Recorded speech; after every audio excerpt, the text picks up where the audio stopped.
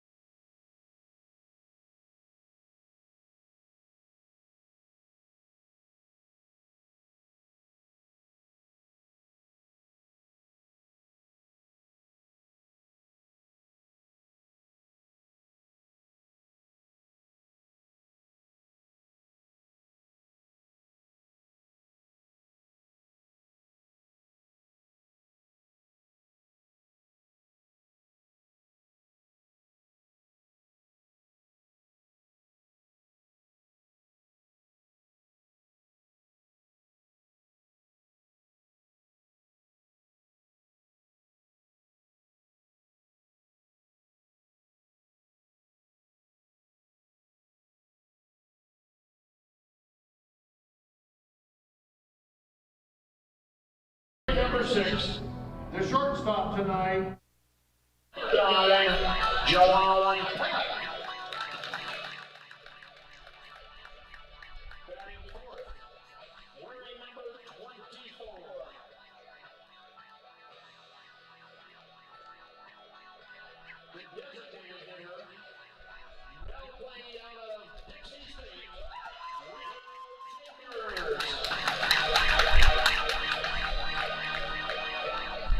Batting 50, wearing number 18, the third baseman. Now from the University of Texas at San Antonio, Cody Darcy. Batting number 6, wearing number 3, the center fielder, also from Oregon State University, Micah McDowell. Batting 7th. Wearing number 36, the second baseman from Loyola Marymount, Patrick Stark. Batting 8th, wearing number 41, the catcher, playing out of the Pacific, Isaac Lines. Batting 9th, wearing number 8, the first baseman from Eastern Oregon University, Brooks Dyer. Starting pitcher tonight for the Raptors is number 30 from Oregon State University, Jared Hunter. Head coach for the Raptors is Chris Campbell. Pitching coach is Daniel Morado. And the assistant coach is Nick Allen. Now, Raptor fans, put your hands together and you're welcome to your mascot, the Highline Raptors!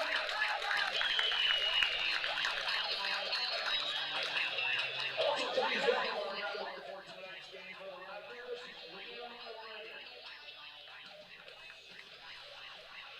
Meeting tonight's umpires as assigned by the West Coast League. Behind home plate is Jim Courtney. The base umpire, Highline.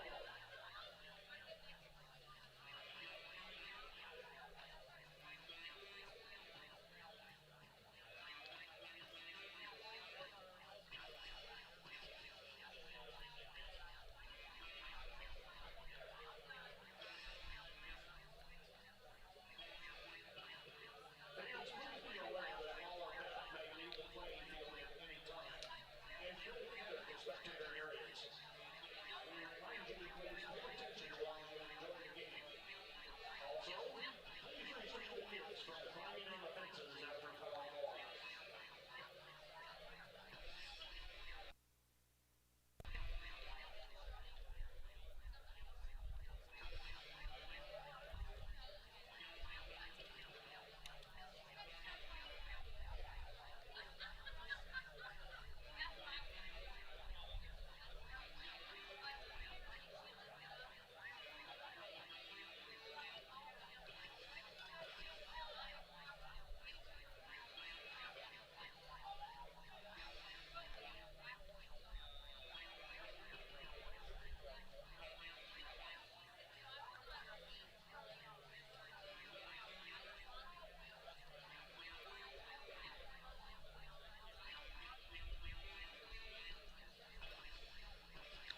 Ladies and gentlemen, we have a ceremonial pitch tonight.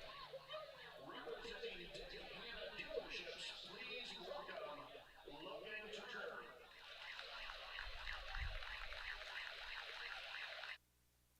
This is Ridgefield Raptors baseball. The pregame show starts right now.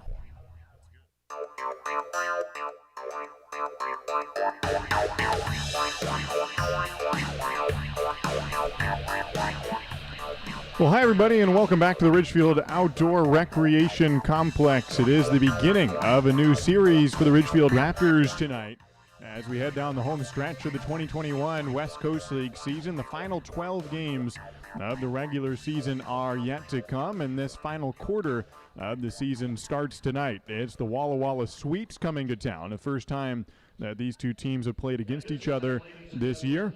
And this series begins tonight. We'll step aside for the national anthem, get you the starting lineups after the anthem. Thanks so much for joining us on the Raptors live stream.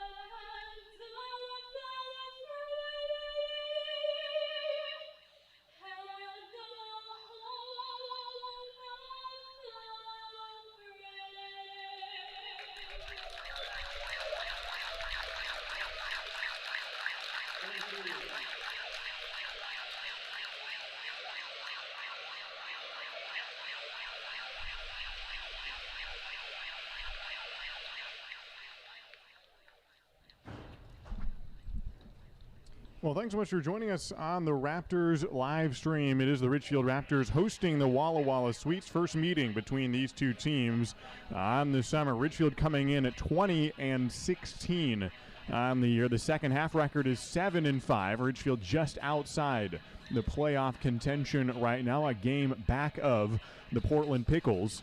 And so Ridgefield trying to make up some ground. They do have the tiebreaker over the Pickles, and so if they outplay Portland by one game the rest of the season, they've got 1 quarter of the year remaining, then Ridgefield would make the playoffs for the first time in franchise history. Walla Walla comes in 14-25 is the record on the year for the Sweets. They're in the Northern Division, so this is a cross-divisional matchup. And so these games do count for the West Coast League standings, but they aren't fighting against each other for a potential playoff berth. As it stands, Bellingham and Yakima Valley seem like the playoff teams in the Northern Division, but we'll see. That one's up for grabs.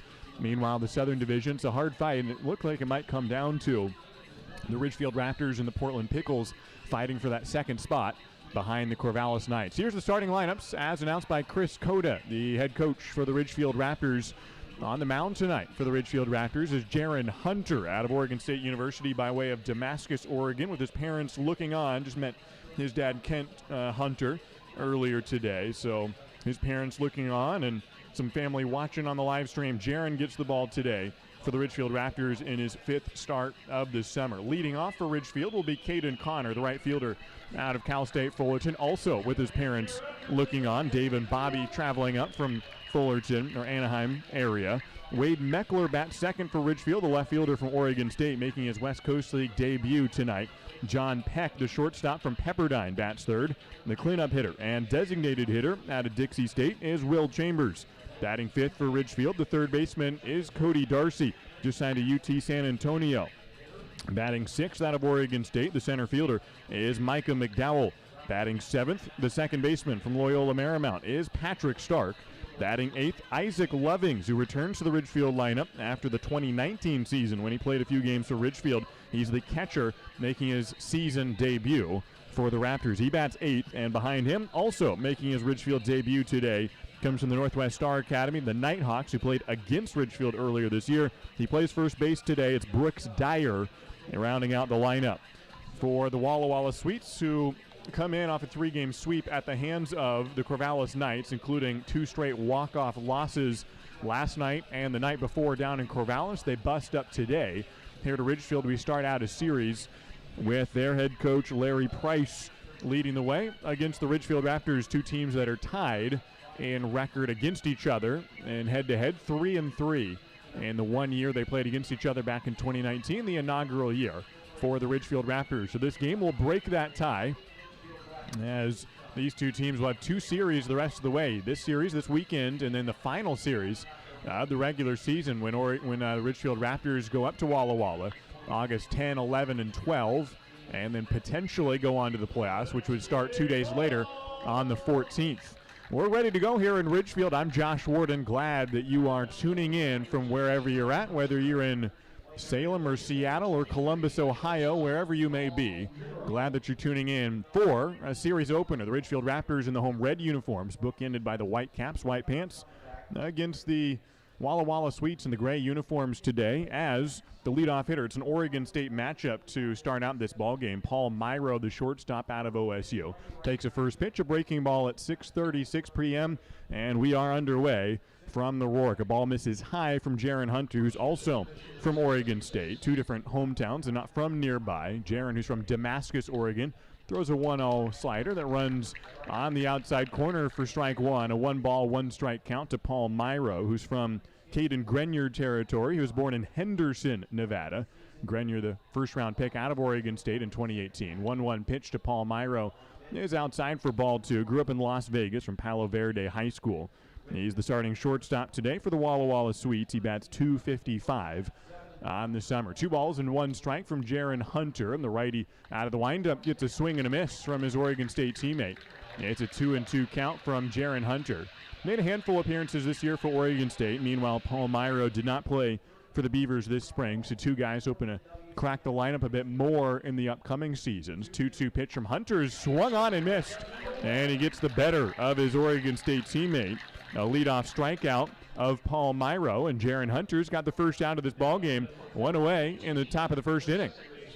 It's Chris Conniff next up out of Norco, California, St. John's University, against Jaron Hunter. Getting his 5th start of the year. He's gone 25 innings, 19 strikeouts now, including that one, to a 5-walk performance on the year. 19 Ks, 5 walks, allowed 25 hits.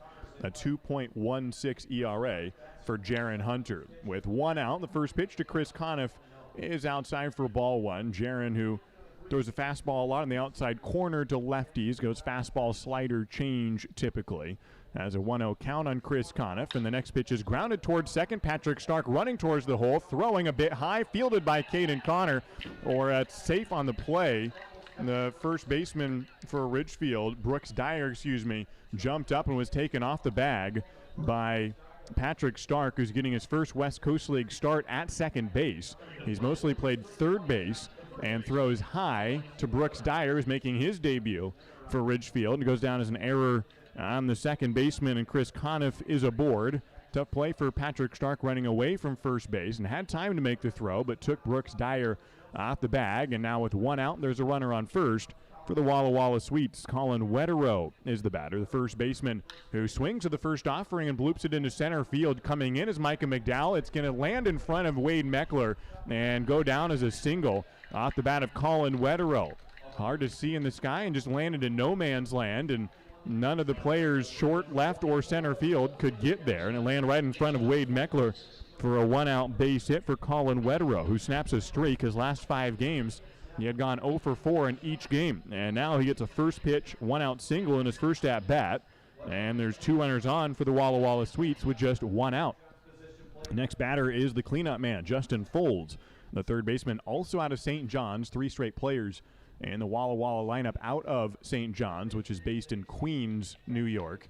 With 1 out, Jaron Hunter from the stretch now and throws outside ball 1. Our home plate umpire tonight, Jim Courtney. In the field is Tim Heigl. 1 ball, no strikes, 1 out. Top of the first inning, no score in this contest as Ridgefield tries to get into the win column. They're on a 4-game losing streak.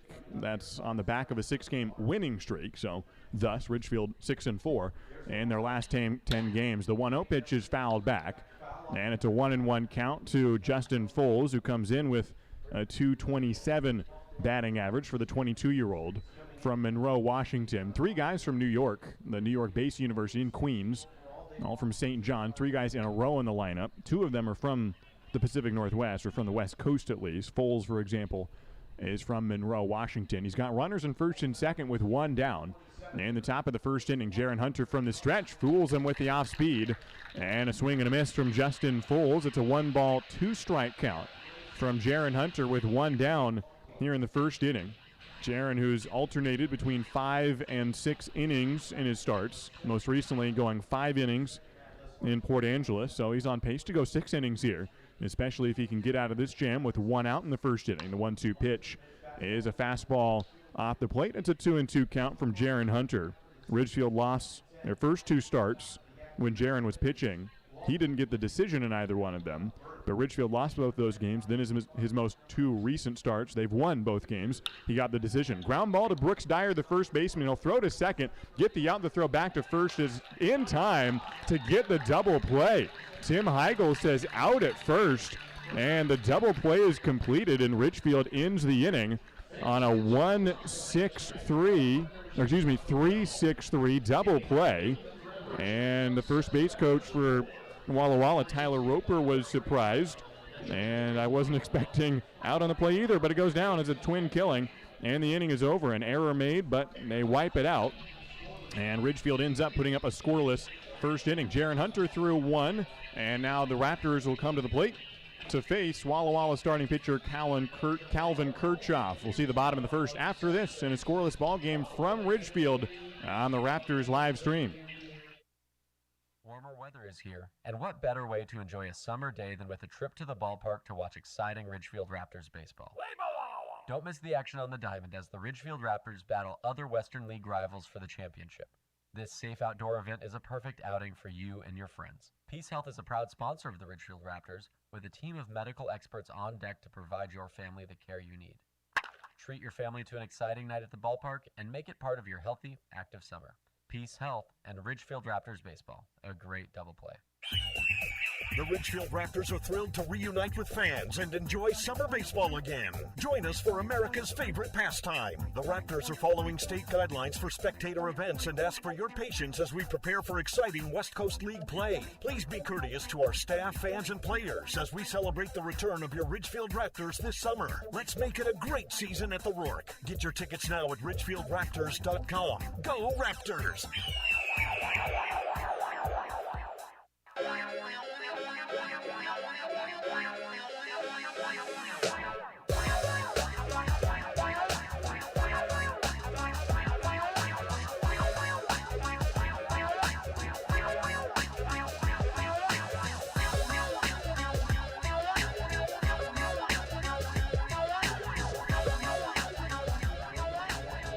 Welcome back to the Ridgefield Outdoor Recreation Complex. Glad that you're with us for this series opener between the Ridgefield Raptors and the Walla Walla Sweets. It's a scoreless ball game so far from Ridgefield, as Caden Connor will lead off against Calvin Kirchhoff, who's out of University of Washington in the middle of transferring there from Bellevue College. He's a 6'4", 215-pound sophomore out of Sammamish, Washington, has an ERA of 2.45. The right-hander comes to the plate for his first pitch of the ball game. It's a strike to Caden Connor.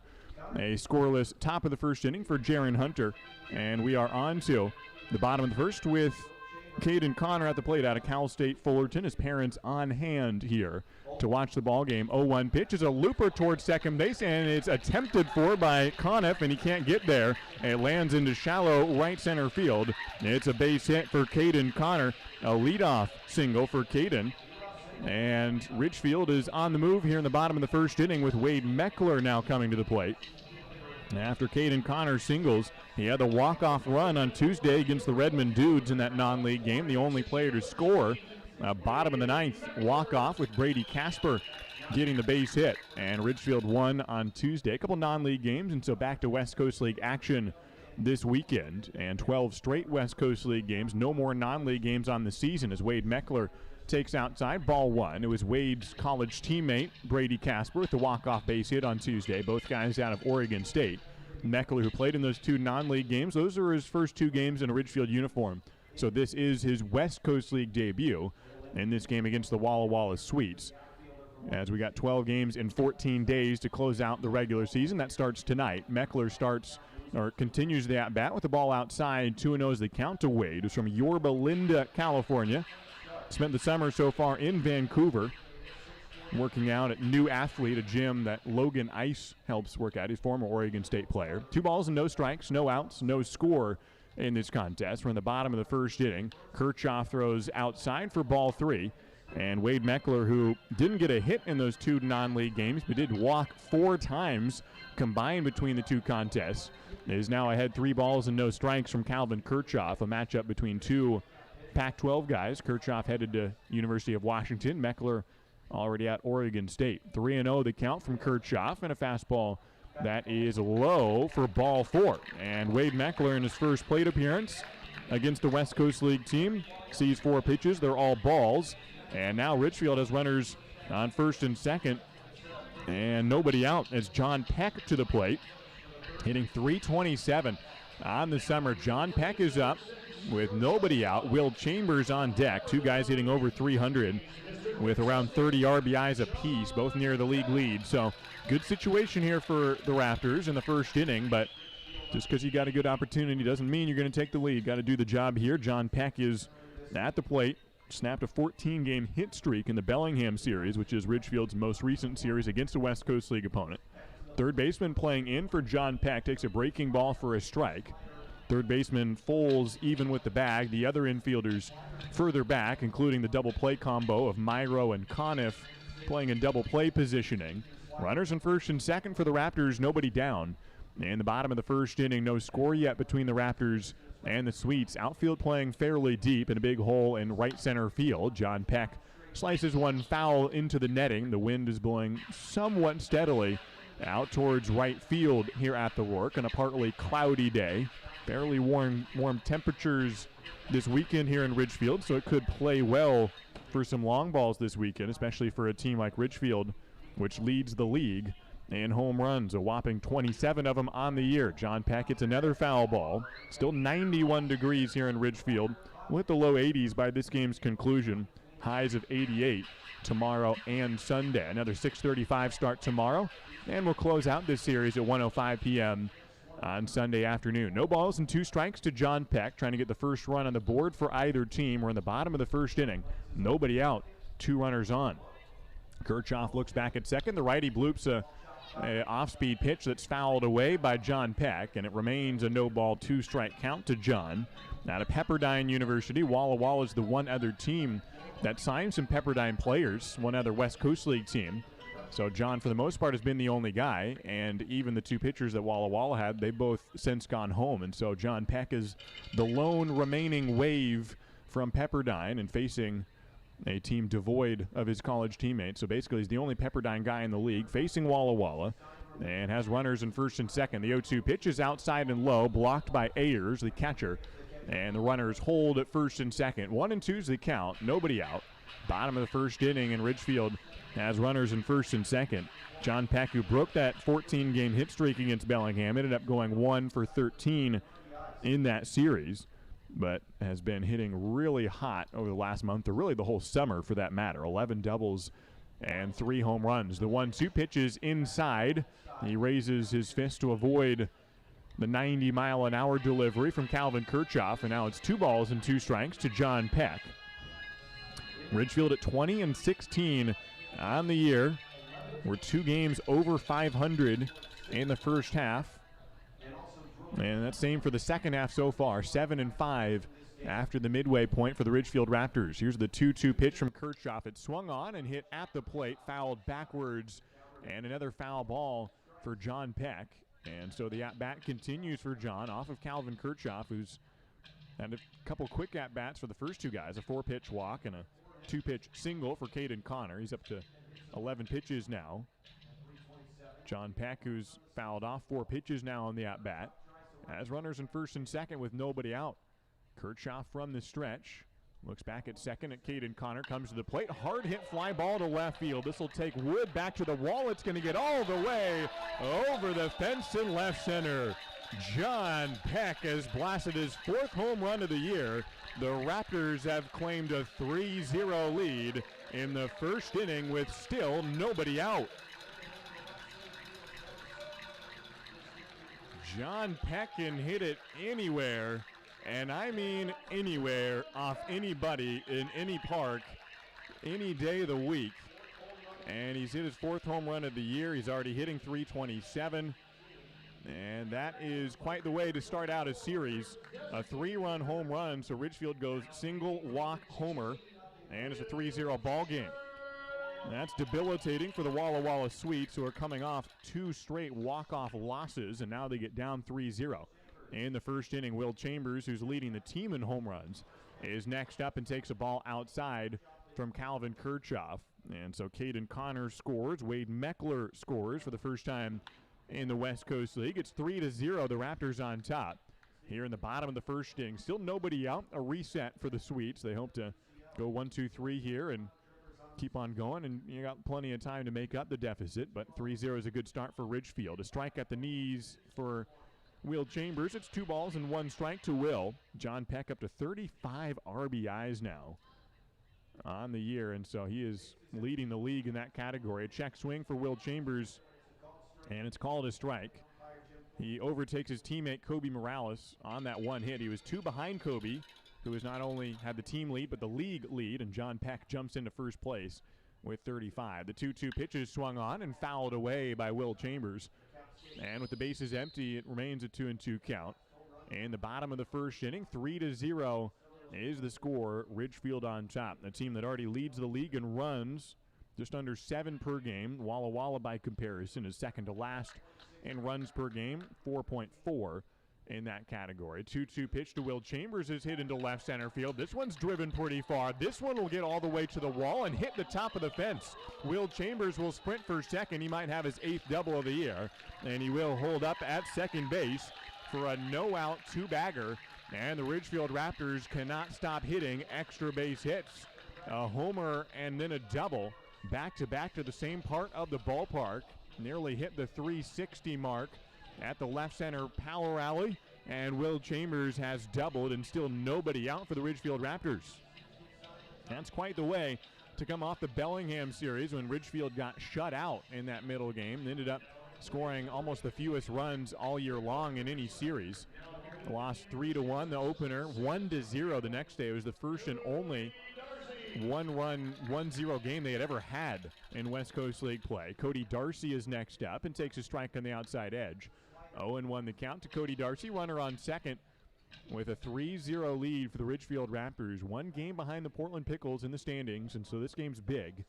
And it's been a good start for Ridgefield. Cody Darcy at the plate. The 0-1 pitch is swung on, and he drives this one to left field. This one's going to get all the way to the wall, and it'll land in front of the fence and bounce into the bullpen.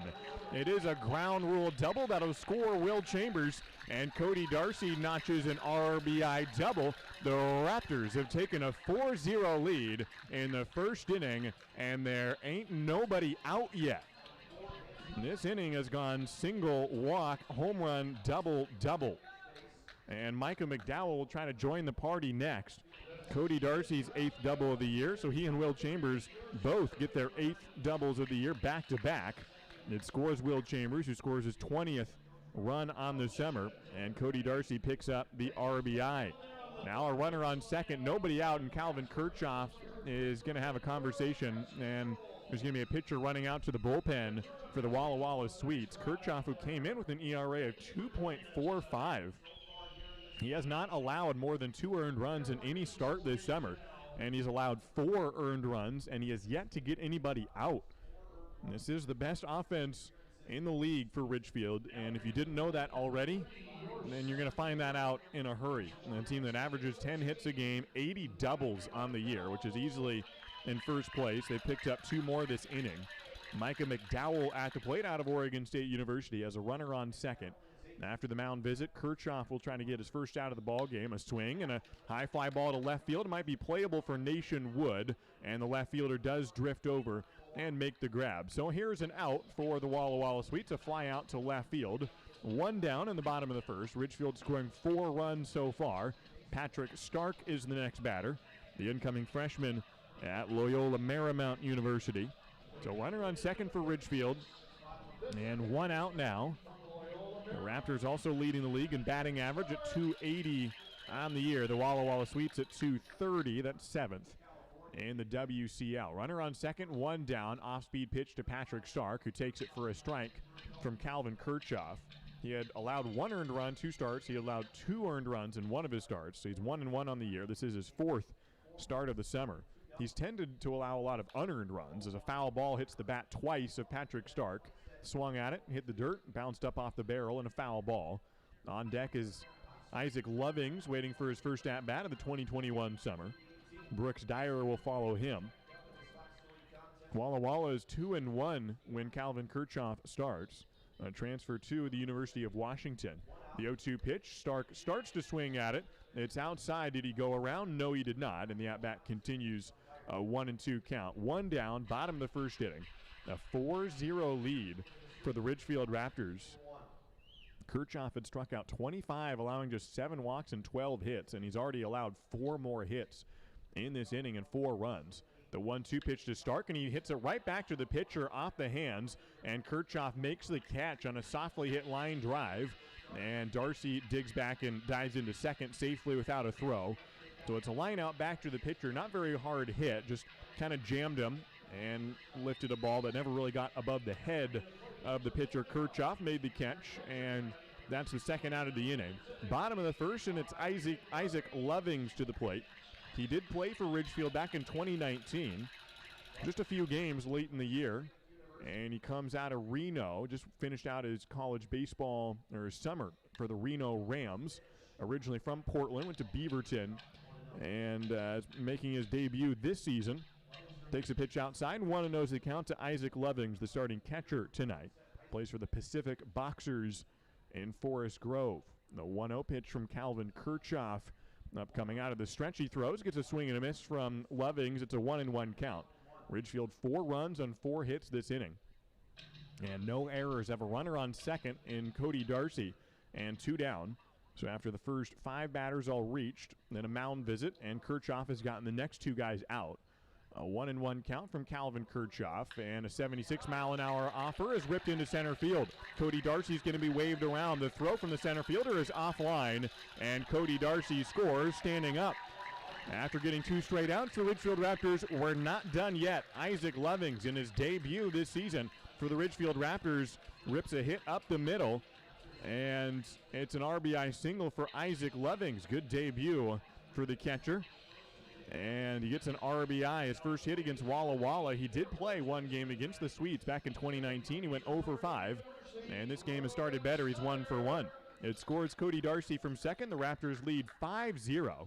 And it's Brooke Dyer now making his debut. Takes a strike to open up the at-bat from Calvin Kirchhoff. Brooks Dyer, who played for the Northwest Star Nighthawks this whole summer. He's been the shortstop for the Nighthawks. Played against Ridgefield. 3 games between those 2 teams. The 0-1 to Dyer's inside for ball 1. Brooks plays for his dad, Casey Dyer, who's the head coach for the Nighthawks, a team based here in Ridgefield, sort of a feeder program for the Raptors. And so Brooks Dyer jumps up to the Raptors and making his debut today playing first base.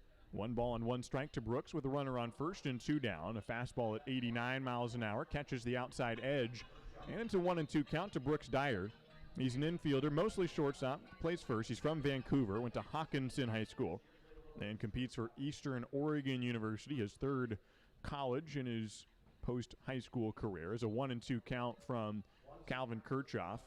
And an off-speed that's ripped down the third baseline through the legs of Chris Coda, and a foul ball that Coda watches go by, plays some Ole defense, and goes into the bullpen for Ridgefield down the left field line. 1-2 is the count, runner on first. Ridgefield has batted around the order here. This is the 9th man in the lineup. Caden Connor is on deck, who started this whole thing with a single on the second pitch of the first inning here in the bottom of the first. A ball outside to Dyer. It's a 2-2 count, 2 down. Caden Connor singled, Wade Meckler walked, John Peck homered, Will Chambers doubled, Cody Darcy doubled, and Isaac Lovings singled. 2-2 pitch is on the outside edge, and Ridgefield does bring up 9 batters. Dyer strikes out to end it, and it's a 5-run inning for the Ridgefield Raptors. 5 hits, no errors, 1 left on first base, and Ridgefield strikes first, and they strike in strong fashion. Jaron Hunter has some run support to work with. He'll come back out in the top of the second inning. After this break, it's the Ridgefield Raptors 5 and the Walla Walla Sweets 0. Baseball is back, and Peace Health is excited to once again sponsor the Ridgefield Raptors as they vie for the West Coast League title. Raptors games make a great family outing. Bring the whole crew to the ballpark to enjoy a safe, fun outdoor event featuring the thrills of Raptors baseball. As the largest health provider in Clark County, Peace Health is ready to step up to the plate and keep your family in the game, whether it's a routine appointment or specialty emergency care. Peace Health and the Ridgefield Raptors, 2 great teams. The Ridgefield Raptors are back, where the entire family can watch top-level college baseball players live at the Rourke. Now, kids 12 and under get in free with a paid adult for all Sunday afternoon Raptors games. Enjoy local Southwest Washington baseball with the whole family this summer. Sunday games are at 1:05 and are presented by Peace Health and the Columbian. Come cheer on your Ridgefield Raptors all season long. Get your tickets now at ridgefieldraptors.com. Go Raptors!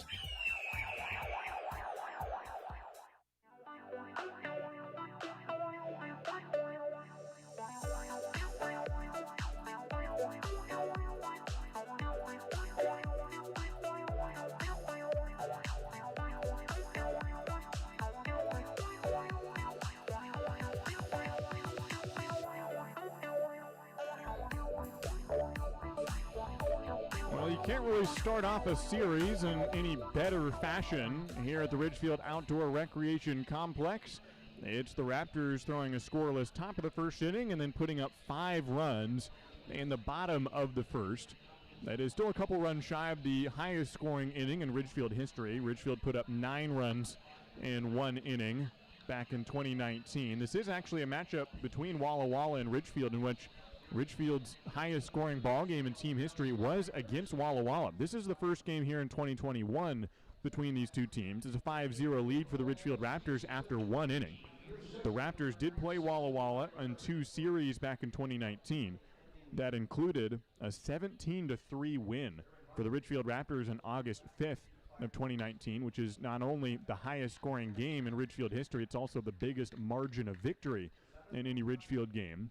As Jaron Hunter starts out the second inning with a called strike on Seth Ryberg, who comes out of Point Loma Nazarene.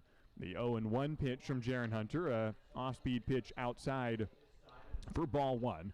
1-1 count for Jaron Hunter, allowed 1 single in the first inning, but then got a double play, a strikeout as well along the way. A microcosm of his season. He's got an opponent batting average that's decent but not great at .260, but an ERA that's really solid at 2.16. Throws outside for ball 2. 2-1 the count, so you take that into the first inning. Had an opponent batting average of .333, 1 for 3 in the inning, but no runs allowed. So there's a good example of what Jaron Hunter does. Ground ball towards the second baseman, Patrick Starkfield's on 3 hops and wings it to first for the out. Leadoff ground out, 4-3 on the play. And there's 1 out here in the second inning. Ridgefield leads at 5-0. Here in the top of the second, it's Matt Clark next up, an incoming freshman at University of Arizona.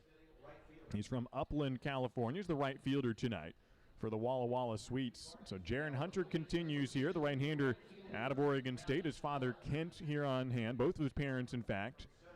And got his grandparents always watching from Redmond, his brother from Columbus, Ohio. Ground ball down the third baseline, fielded by Cody Darcy. It's ruled fair territory. The throw to first takes Dyer off the bag, but he applies the tag on Matt Clark, and the out is recorded. Fancy play by Brooks Dyer, who's not normally a first baseman, and he slaps the tag down as his cleat came off the bag and got the tag safely on Matt Clark for the out. And a 1-pitch ground out, 5-3 on the play, 2 down in the inning. And still no score for the Walla Walla Sweets. It's 5-0. Jaron Hunter now faces Will Grimm out of Loyola Marymount University, a ball outside.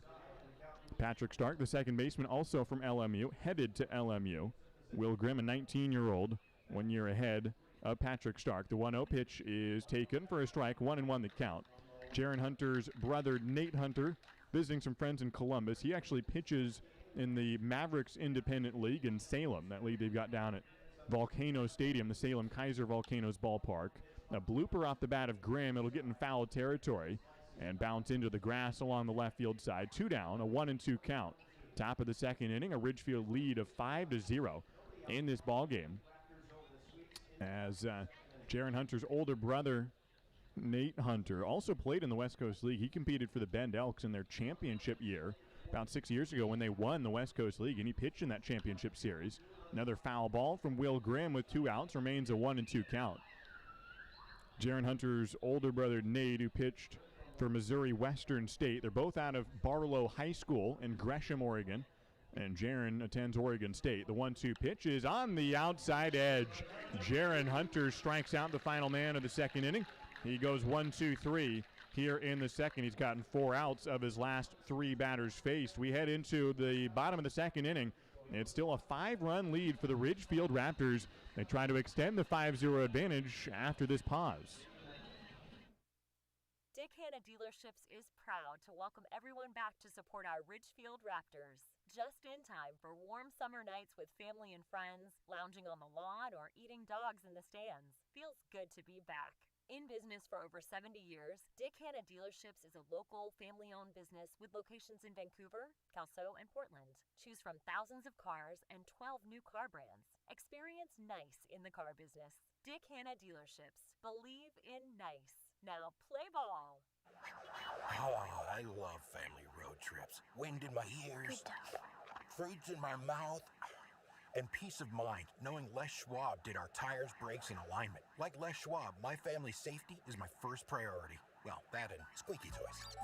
Les Schwab Tires, proud to be ranked #1 in overall customer satisfaction for aftermarket tire replacement by J.D. Power 2 years in a row. For J.D. Power 2021 award information, visit jdpower.com/awards.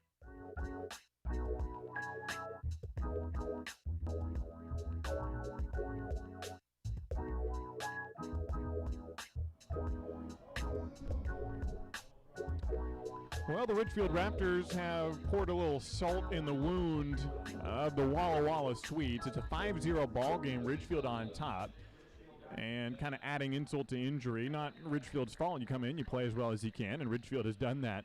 But Walla Walla coming off a sweep by the Corvallis Knights 2 games in a row coming into this contest where they've lost in walk-off fashion, including a game last night where they led in the bottom of the 9th inning by a run.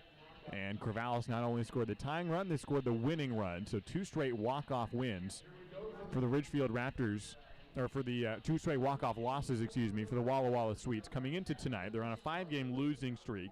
They're 5-10 in the second half, and they're 9 games under 500.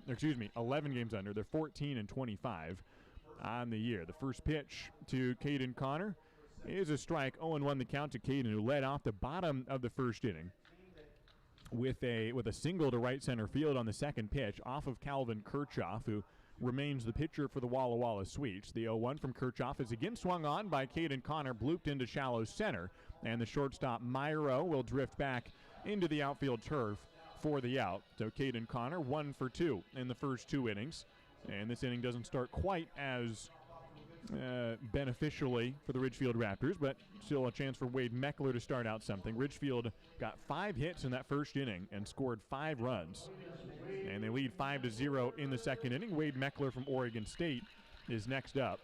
So on that first game in the series against the Corvallis Knights, Walla Walla lost 6-3. A relatively no drama in that game relative to what was going to happen the next 2 nights, as Calvin Kirchhoff throws a strike. 0-1 the count to Wade Meckler, who's the left fielder today. The 0-1 pitch to Wade is swung on and barreled up to center field, and it tails into right center, gets in for a base hit for Wade Meckler, who gets his first hit as a Ridgefield Raptor. It's in his first official AB. He had a walk in the first inning, and now he's 1 for 1 in his Raptors career. If you include the non-league games, he's up to 5 walks, and now 1 hit with a base hit up the middle. And Ridgefield back in business here. They already lead 5-0, and John Peck is coming up with a 3-run home run last inning. He's 1 for 1 on the day. It was his 4th homer of the year and one of his best, 104 miles an hour off the barrel, and it traveled 369 feet. He's hit pretty much every home run this year with this same black bat that he bought a few weeks ago. He laces one into right center field. This one might get down as well, and it'll travel all over the wall in right center field. 1 pitch, 1 homer. John Peck has gone back-to-back home runs. He's got 2 bombs in the first 2 innings of this game, and the Raptors lead it 7-0.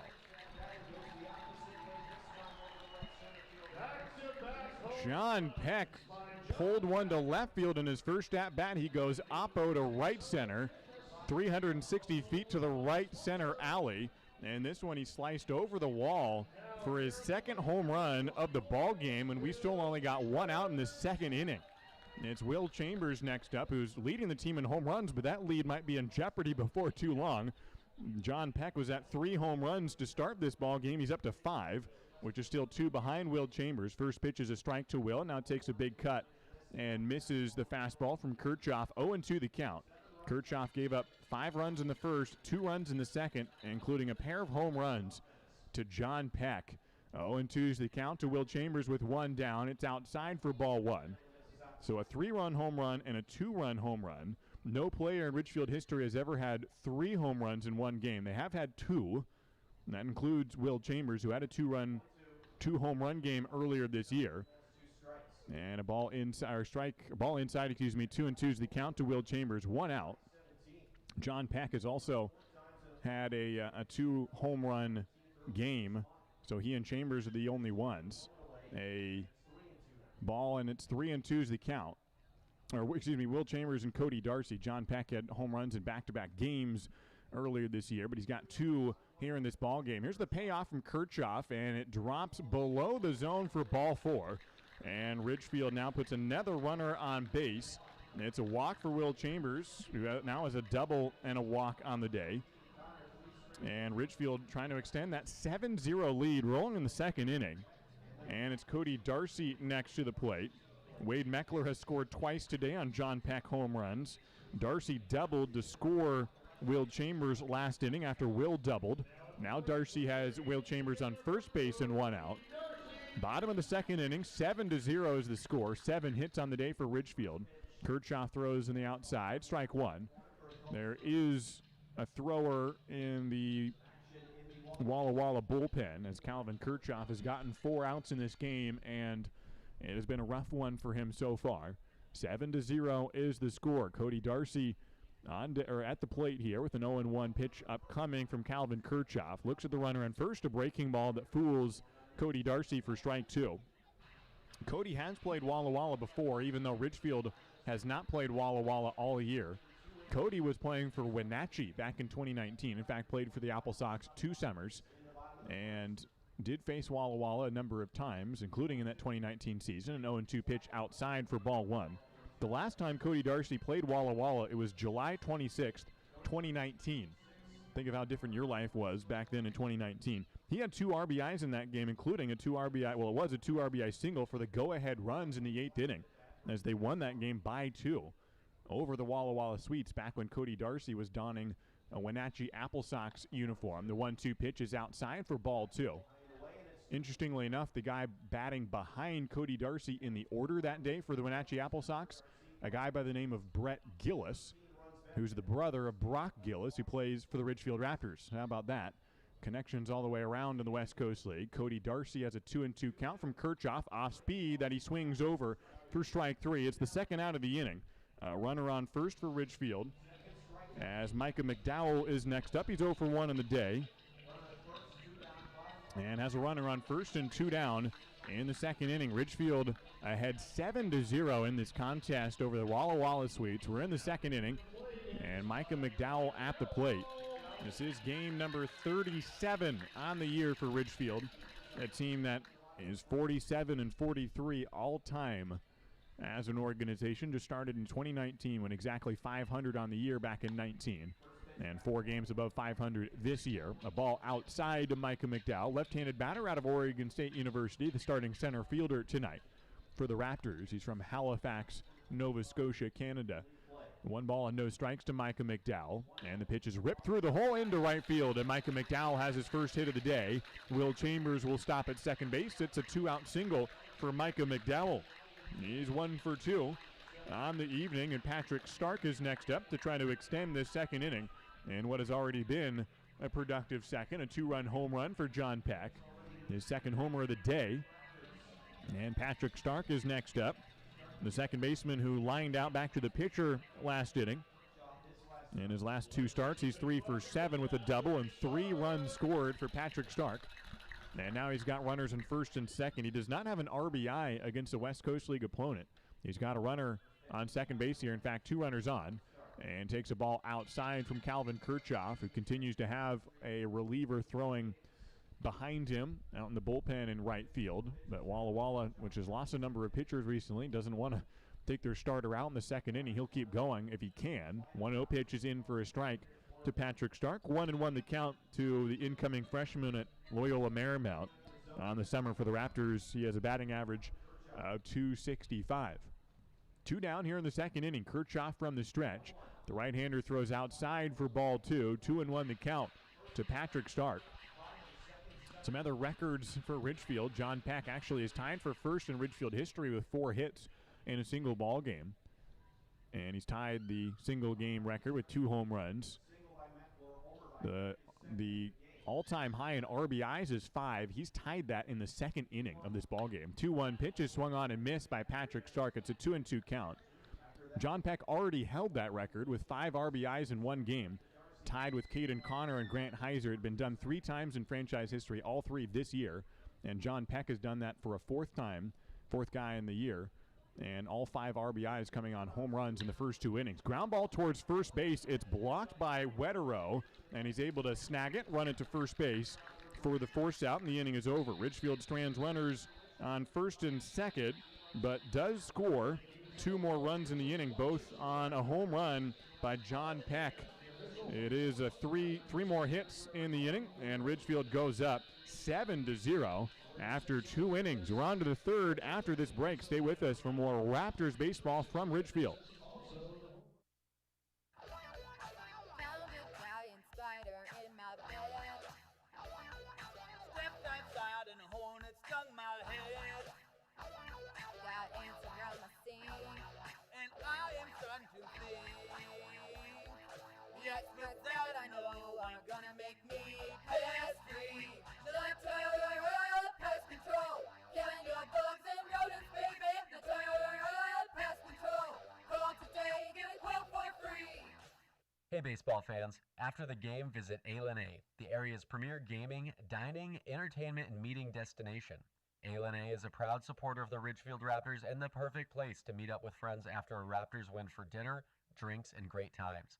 Keep the fun and excitement going after the 9th inning and grab beers at Tom's Urban, or enjoy a perfectly cooked porterhouse at Michael Jordan's Steakhouse. With 100,000 square feet of gaming space, 15 different restaurants, bars, and retail outlets to choose from, A has just what you need to turn your night at the ballgame into a night you won't forget. A, just off I-5 at exit 16, ILANIresort.com.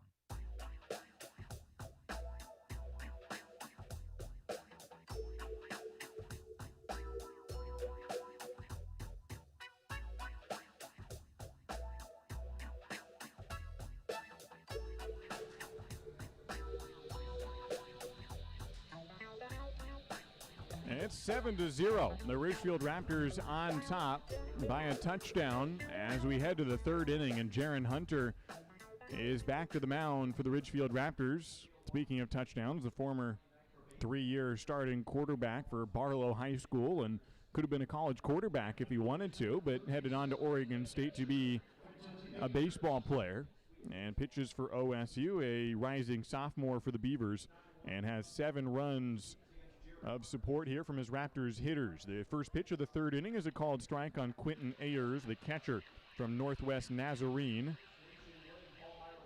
And it's a 7-0 lead for the Ridgefield Raptors. Jaron Hunter gets a foul ball from the bat of Quentin Ayers from Spokane, Washington, the 19-year-old, playing for Walla Walla. Ridgefield scoring 5 runs in the first, 2 runs in the second. A 7-0 ball game on 8 hits. And a big lead for Ridgefield And not to get ahead of myself, but Ridgefield does have the franchise record in a single game for runs scored in a single game. That was against Walla Walla in 2019, 17 runs scored. So they still got 10 runs to go before they get to that mark. So I won't get ahead of myself. But 7 runs is pretty solid for 9 innings, let alone 2. And a foul ball down the third baseline from Quentin Ayers, and it's an 0-2 count still to Quentin, who's hitting .205 on the summer. Leading off the top of the third inning here from Jaron Hunter, the 0-2 pitch is outside for ball 1 on parent night here in Ridgefield. Not an official promotion, but just coincidentally, there's a handful of players that all have their parents here in town that aren't normally in the area. The 1-2 pitch from Jaron Hunter is grounded foul, and it remains 1-2 the count with nobody down here in the third inning. 7-0 lead for the Raptors. Jaron had his parents here, which is not all that unusual. He lives with his family in Gresham, or Damascus, Oregon. But you've got a couple other players who had their parents fly in. The 1-2 pitch is just off the plate for ball 2. Caden Connor's parents, Dave and Bobby, traveled up from Southern California, from Orange County, while Andrew Trotman, the relief pitcher, his parents came in from Fairbanks, Alaska. Tim and Lorinda are on hand here for the whole series. The ball inside from Jaron Hunter. It's 3-2 the count with nobody out, just starting the third inning. The payoff pitch coming up from Jaron Hunter into the windup, and the righty deals inside, and it is no swing on the play. It does stay off the plate, and Quentin Ayers draws the first walk that Jaron Hunter has thrown today. And the leadoff man aboard for the first time for the Walla Walla Sweets. It's Nation Wood coming up next. Wood is out of Cal Poly San Luis Obispo. Had a home run yesterday, one of 4 that the Walla Walla Sweets had last night in a loss. Went up 5-0 and lost in a walk-off to the Corvallis Knights. A strike from Jaron Hunter. 0-1's the count, nobody out. Runner on first. A 7-0 lead for the Ridgefield Raptors in the top of the third inning, as the Walla Walla Sweets had a walk-off loss the day before and then walked-off loss yesterday as well. The 0-1 pitch from Jaron Hunter is on the outside edge for strike 2. So a 6-3 loss for Walla Walla Tuesday. Then they scored the tying run on Wednesday in the top of the 9th inning. So it looks like they were going to push it into extras. The Corvallis then with 2 outs, nobody on, bottom of the 9th, tie score. Okay, 1 more out, you go to extra innings. And then the next guy, Tyson Corio, hit a home run. Solo shot to win it in the bottom of the 9th. A ball low from Jaron Hunter. It's 1-2. So that was a series-winning home run, won the first 2 games. They come back for the series finale yesterday, and Walla Walla was up 5-4 in the bottom of the 9th inning, and Corvallis scored the tying run, and then on a wild pitch scored the winning run in walk-off fashion and swept the Walla Walla Sweets and put them in a 5-game losing streak. Both scores 6-5 and both walk-offs. The final score from Corvallis. The ball misses from Jaron Hunter. It's a 2-2 count to Nation Wood, the left fielder today out of Kirkland, Washington. 2-2 pitches above the belt for ball 3 from Jaron Hunter. Runner on first, nobody out. Top of the third inning. Ridgefield, meanwhile, also on a bit of a slide, a 4-game losing streak for the Raptors. They finished out that road trip last week at 2-4. Then had some non-league games this week, which they split for their final 2 non-league games. Now back to West Coast League action, but they lead 7-0. Runners going on the payoff, and now he bluffs. It's a swing and a miss, a strikeout. The runner not going, so just a simple strikeout swinging of Nation Wood. Quentin Ayers was bluffing, then held and went back to first, and Nation Wood unable to make contact. Swing and a miss, and it's the 3rd strikeout of the day for Jaron Hunter. He's up to 21 punch-outs on the season. It's Paul Myro, who is victim number 19 of those 21. His college teammate at Oregon State. They both spent 1 year there down in Corvallis. With 1 out, Paul Myro swings and tips one into the glove of Isaac Lovings for strike 1. Paul Myro, who struck out swinging in the first inning, as 1 out, 1 on, 0-1 the count, a 7-0 lead for the Ridgefield Raptors. Jaron Hunter from the stretch. And the 20-year-old will throw over to first, and getting back safely is Quentin Ayers. Jaron Hunter just turned 20 years old 4 days ago from Damascus, Oregon, getting his 5th start of the year. Usually throws around 70 pitches, a high of just over 80 on the year, topped out at 83. Gets a swing and a miss from Paul Myro. It's got him ahead, 0-2 the count to Paul. Jaron Hunter, who's a big Chargers fan, that is the San Diego Chargers, even though he's from northern part of Oregon. The 0-2 pitch is down in the dirt, and it's ball one, blocked by Lovings. Said he's a Chargers fan because he collected football cards growing up, and one of the first cards he got, and one of the guys he really liked watching, was LaDainian Tomlinson, so became a big Chargers fan. I asked him if he collected baseball cards. He said no, but he's a baseball player, but yet it was football cards. He gets another swing and a miss from Paul Myro, and this is some Beaver on Beaver crime here. Jaron Hunter strikes out Paul Myro twice today, and one Oregon State teammate striking out another. 2 punch-outs on the day, and Jaron Hunter now has 2 outs in the inning. He struck out 2 in a row and 4 in the ballgame. It's Chris Conniff next up out of Norco, California, and St. John's University. He's the last gasp here in the third inning. Runner on first, a 7-0 lead for the Ridgefield Raptors with 2 down. He takes outside in the dirt for ball one from Jaron Hunter. Jaron would be 4th in the West Coast League in ERA if he had enough innings to qualify. You got to have 0.8 innings per team game played. Otherwise, you could have a guy who throws 1 inning and no earned runs, and then you'd be at the top. But sort of a high threshold to get on that leaderboard. And whether or not it's all that important, which not all that important, but for what it's worth, to be on the leaderboard in any statistical category for pitching, you got to throw enough innings, which Jaron Hunter is just underneath that threshold. Gets a strike on the 1-0 pitch, so it's an even count. 1 ball and 1 strike with 2 down, and Conniff takes outside for ball 2. Jaron is just close to that threshold. If he goes 5 innings today, he would qualify and have enough innings, in which case he'd be 4th in the West Coast League and might even be better than that. After all, he's not allowed any earned runs yet or any runs at all. It's a 7-0 lead. The 2-1 pitch, a flailing swing from Chris Conniff, and it's a 1-2 count, or excuse me, 2-2 count to the St. John's Red Storm infielder. Chris Conniff, the second baseman, is batting .225 on the year. Yesterday went 2 for 4 with a double against the Corvallis Knights. Big hole to right center field. The 2-2 pitch is low from Jaron Hunter. And it's a full count with 2 outs. Top of the third inning. A 7-0 lead for the Ridgefield Raptors. With Chris Conniff at the plate. Quentin Ayers, the runner at first, who walked to start out this inning, but has seen 2 of his teammates strike out since then. The runner going on the 3-2, and how about a strikeout decide third inning for Jaron Hunter? A swing and a miss from Chris Conniff, and after allowing a walk, he strikes out 3 in a row, and the fielders can just kind of wait patiently and watch Jaron Hunter go to work. No balls put in play in the third inning. He strikes out 3, all of them swinging, and he's up to 5 punch-outs in the ballgame. We head to the bottom of the third inning from Ridgefield. It's the Raptors 7 and the Walla Walla Sweets 0. Every time Taco Bell's nacho fries returned, those Mexican spices were drawing something closer to the surface. And once they taste that warm nacho cheese sauce, they won't stop till there's nothing left. Can the Fry Force save the world and the nacho fries we love? So either we fight together, or we fry alone. Or will the monsters devour us all?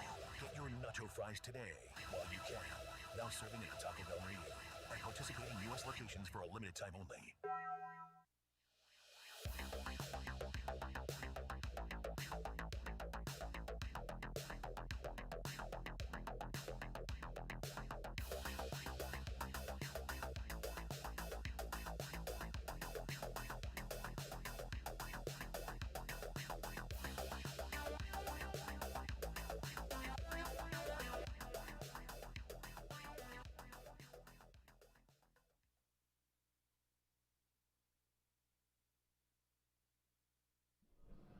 We welcome you back here in the bottom of the third inning from Ridgefield. It's the Ridgefield Raptors leading this contest 7-0 over the Walla Walla Sweets. And a tremendous start for the Ridgefield Raptors here in this ball game after scoring 5 runs in the first and 2 in the second. And it'll be Calvin Kirchhoff coming back out for a third inning. He's given up all 7 of those runs, all earned. It'll be the 8, 9, and 1 hitters to come to the bat for the Ridgefield Raptors here in the third. Isaac Lovings, Brooks Dyer, and Caden Connor will be the scheduled batters for Ridgefield. Isaac Lovings from Beaverton, played for Concordia to start out his college career. He was a teammate of Dominic Enbody. They were both catchers and spent time together at Concordia and Portland before that university shut down as he swings and misses the first pitch. And it's an 0-1 count to Isaac Lovings. After Concordia shut down, he and Dominic both continued their college careers at different institutions. The 0-1 pitch to Isaac Lovings is swung on and missed, and it's an 0-2 count. Lovings ended up at Pacific University in Forest Grove. He loves it there. Dominic Enbody went down to University of Antelope Valley down in Lancaster, California. The 0-2 pitch is outside for ball 1 to Isaac Lovings. 1-2 the count. He did play for Ridgefield in 2019 near the end of the season. Similar situation here where he joins just late after finishing out his own summer league in Nevada. Swings and misses the pitch outside or just got a tip and into the glove for a strikeout of the catcher's glove, and Isaac Lovings is down on strikes. He's 1 for 2 in the day now. Brooks Dyer steps up. 0 for 1 in the ball game, 0 for 1 in his Ridgefield career, making his debut for the Raptors. Playing for the Nighthawks all summer. Northwest Star Nighthawks and they're playing a West Coast League tonight. West Coast League team tonight. And so he could have been in Wenatchee playing the Apple Sox, but got the call up and said, oh, okay, I guess I'm staying here after all, playing a different West Coast League team. First pitch is a ball to Brooks Dyer, and now takes a strike to even the count from Calvin Kirchhoff. 1-1 is the count, 1 down, nobody on. Bottom of the third inning, a 7-0 lead for the Ridgefield Raptors. 1-1 pitch is low and away. Brooks Dyer, who's starting at first base today, just joined the team today, essentially.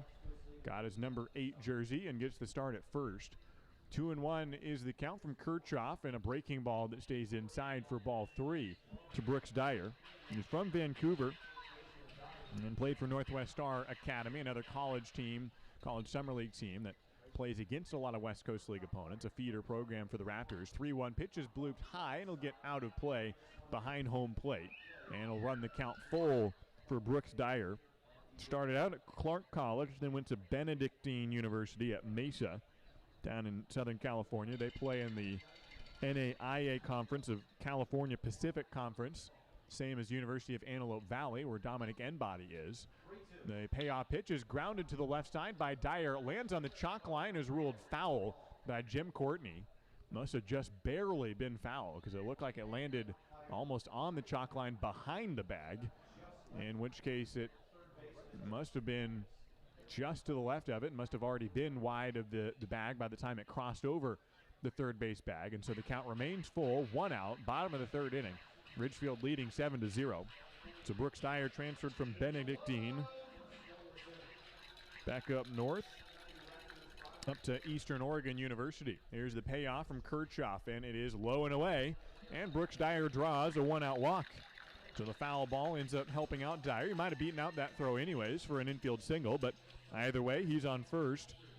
And it's Caden Connor coming to the plate. Caden, the first of 7 players to score in this ball game for Ridgefield. He singled in the first inning and started out the scoring. John Peck's home run put Ridgefield up 3-0. John Peck had another home run in the second inning. He's in the hole right now with Caden Connor at the plate, 1 for 2 in the ball game, hitting .278 on the year. His parents, Dave and Bobby, on hand. They'll be here until Tuesday to take in this series, then a day off Monday. And they can hang out before heading back down to Southern California. Caden watches the first offering from Kirchhoff for a strike. They don't have anyone throwing in the bullpen. They do have a reliever sitting on the bench for Walla Walla out in right field. He's ready to go if Kirchhoff needs a new one, but they'll try to get as many innings as they can from Calvin, who has allowed 7 earned runs here through the first 2 1/3 innings. 1 down, runner on first, bottom of the third. Caden Connor, a left-handed batter from a right-handed pitcher, and a ball high. 1-1's the count to Caden Connor. Already leads the league and has broken the record in Ridgefield single-season history with 16 doubles.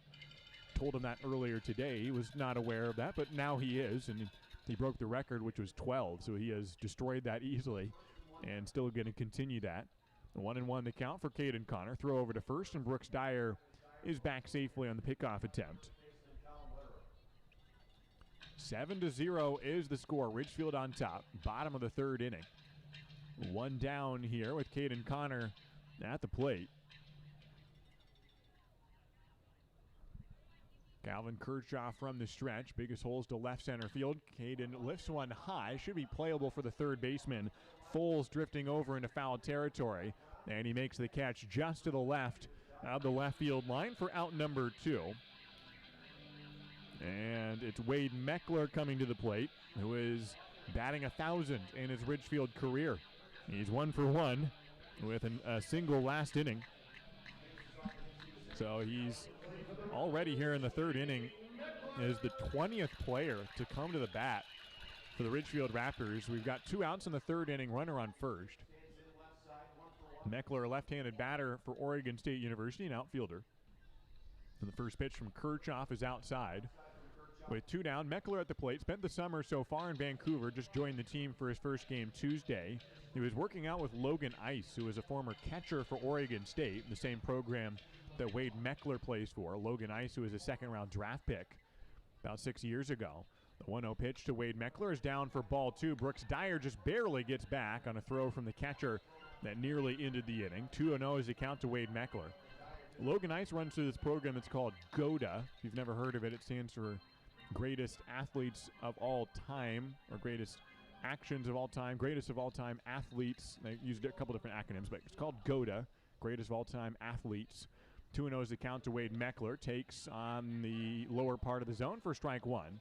The idea is, it's kind of complicated. You can look it up, but it's basically to kind of change how athletes lift weights and work out and move in order to mimic athletes who don't get hurt. And so working out in different ways, and sometimes the conventional sense, and Wade Meckler swears by it, and he bloops a ball into left field. If it stays fair, it'll get down for a base hit. It goes foul, and it's a 2-2 count still for Wade Meckler, who will need a new bat.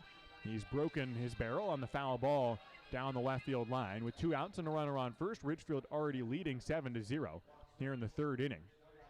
So Wade Meckler working out in the GOATA program that Logan Ice does, and he's not the only Ridgefield Raptor who does that. Micah McDowell, also from Oregon State, does the same program. Ben Larson as well is from Gonzaga. So it's not just one college that does it. It's a variety of guys who have bought into this program called GOATA, G-O-A-T-A, GOATA.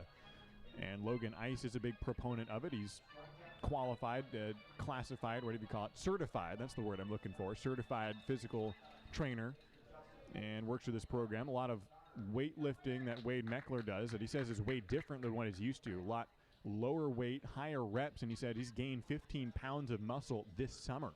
Put on 15 pounds. And he says he's gotten sore in places that he didn't know he could get sore in.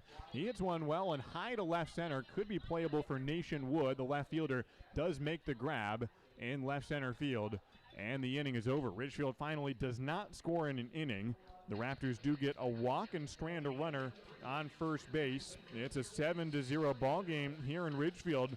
The Raptors continue to lead through 3 complete innings. It's Ridgefield 7. The Walla Walla Sweets coming to the bat, still scoreless. Baseball is back, and Peace Health is excited to once again sponsor the Ridgefield Raptors as they vie for the West Coast League title. Raptors games make a great family outing. Bring the whole crew to the ballpark to enjoy a safe, fun outdoor event featuring the thrills of Raptors baseball. As the largest health provider in Clark County, Peace Health is ready to step up to the plate and keep your family in the game, whether it's a routine appointment or specialty emergency care. Peace Health and the Ridgefield Raptors, 2 great teams. C-Tran is your public transit system offering service in Clark County and beyond. Catch local service in Clark County, regional and express service to Portland, and connector service within the city limits of Camas, LaCenter, and Ridgefield. And if you don't have cash, no problem. C-Tran now accepts digital payments with Hop FastPass. So hit a home run and leave the driving to us. Visit c-tran.com for more information. C-Tran, our community, our promise.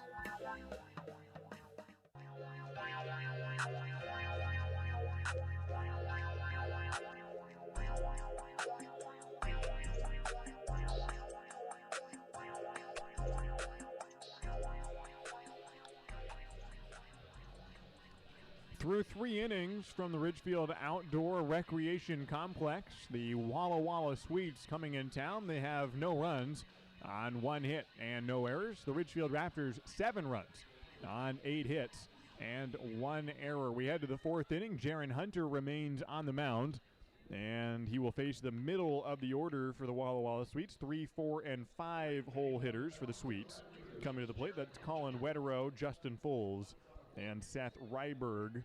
will come up to the plate. Colin Wetterow, first among the starters today with a .280 batting average. He has the one hit on the day for the Walla Walla Sweets. He singled in the first inning and was forced out at second in a double play later that frame. He grounds one up the middle, and John Peck fields behind the bag and fumbles it as he's trying to throw to first. It'll probably go down as a base hit for Colin Wetterow on a first pitch grounder up the middle. And the first man is aboard here for the Walla Walla Sweets to open up the top of the fourth inning. It is ruled an error on John Peck. E6 on the play. Ran hard behind the bag and made a good field, but then bobbled it on the transfer and is issued an error on the play. And so it puts a runner on first base with nobody out. Justin Foles is the batter. A ball high to Justin, who's also from St. John's, just like Colin Wetterow, who just got on base. Wetterow is the only one who's not from the West Coast. He's from Medford, New Jersey. Justin Foles from Monroe, Washington. The 1-0 pitch is on the outside corner for strike one. 1-1 to count with nobody out, runner on first. Top of the fourth inning, Ridgefield ahead 7-0 in this ball game. Give you a little background on Walla Walla. This is their 11th year of competition as a collegiate summer league. A foul ball from Justin Foles, and it's a 1-2 count. Started back in 2010, did Walla Walla. By their fourth year, they were up near the top of the North Division and finished in first place that year. And have been a pretty good program. In 2019, they went 30-23. Had a good year. Ended up losing in the divisional series to the Corvallis Knights back when they were in the same division as the Knights. They've moved divisions a lot of times, more than any other. That's a ball's down low to Justin Foles. 2 balls, 2 strikes. Runner on first, nobody out. Back in 2019, they were in the Southern Division. After all, we had the Canadian teams in play back in 2019. They're not playing this year. They'll join 2021 with 3 new Canadian teams. So my guess is Walla Walla would move back down to the south with all the Canadian teams joining, but they're in the north this year. They were previously in the south, also previously in the east, back when West Coast League was structured differently. Ground ball to second, fielded by Patrick Stark, throws to second, John Peck on to first.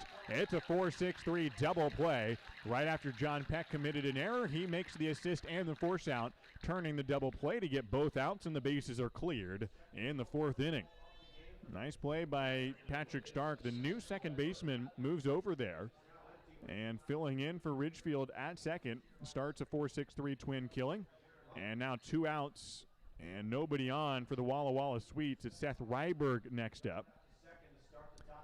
2 down. Jaron Hunter on the mound. Now back to the windup as the top of the fourth inning continues. Breaking ball high for ball 1. He has something in common with Seth Ryberg. They are 1 day apart in terms of age. They both turned 20 years old this week. Seth Ryberg turned 25 days ago. Jaron Hunter 4 days ago. So they were born 1 day apart.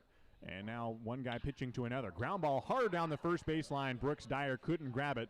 It's into the right field corner. Will go down as a double. It gets under the fence and into the bullpen and is ruled a ground rule double for Seth Ryberg, who's 1 day older, and that 1 day of experience paid off perhaps, and gets the 2-bagger off of Jaron Hunter with 2 outs, and Walla Walla trying to score for the first time today. They do trail 7-0.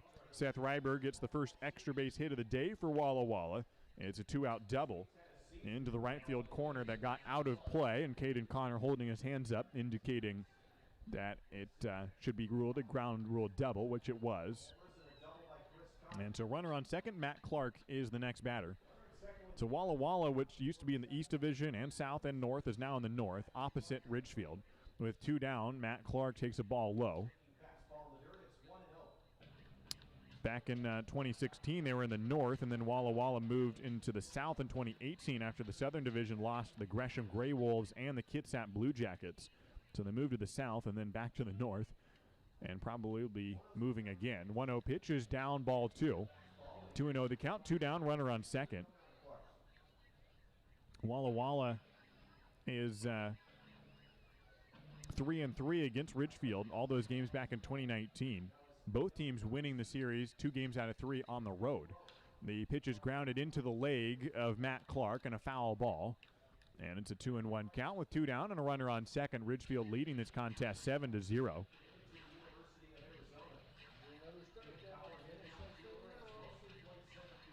This ball game has started well for Ridgefield. 5 runs in the first, 2 runs in the second for a team that's trying to snap a 4-game losing streak.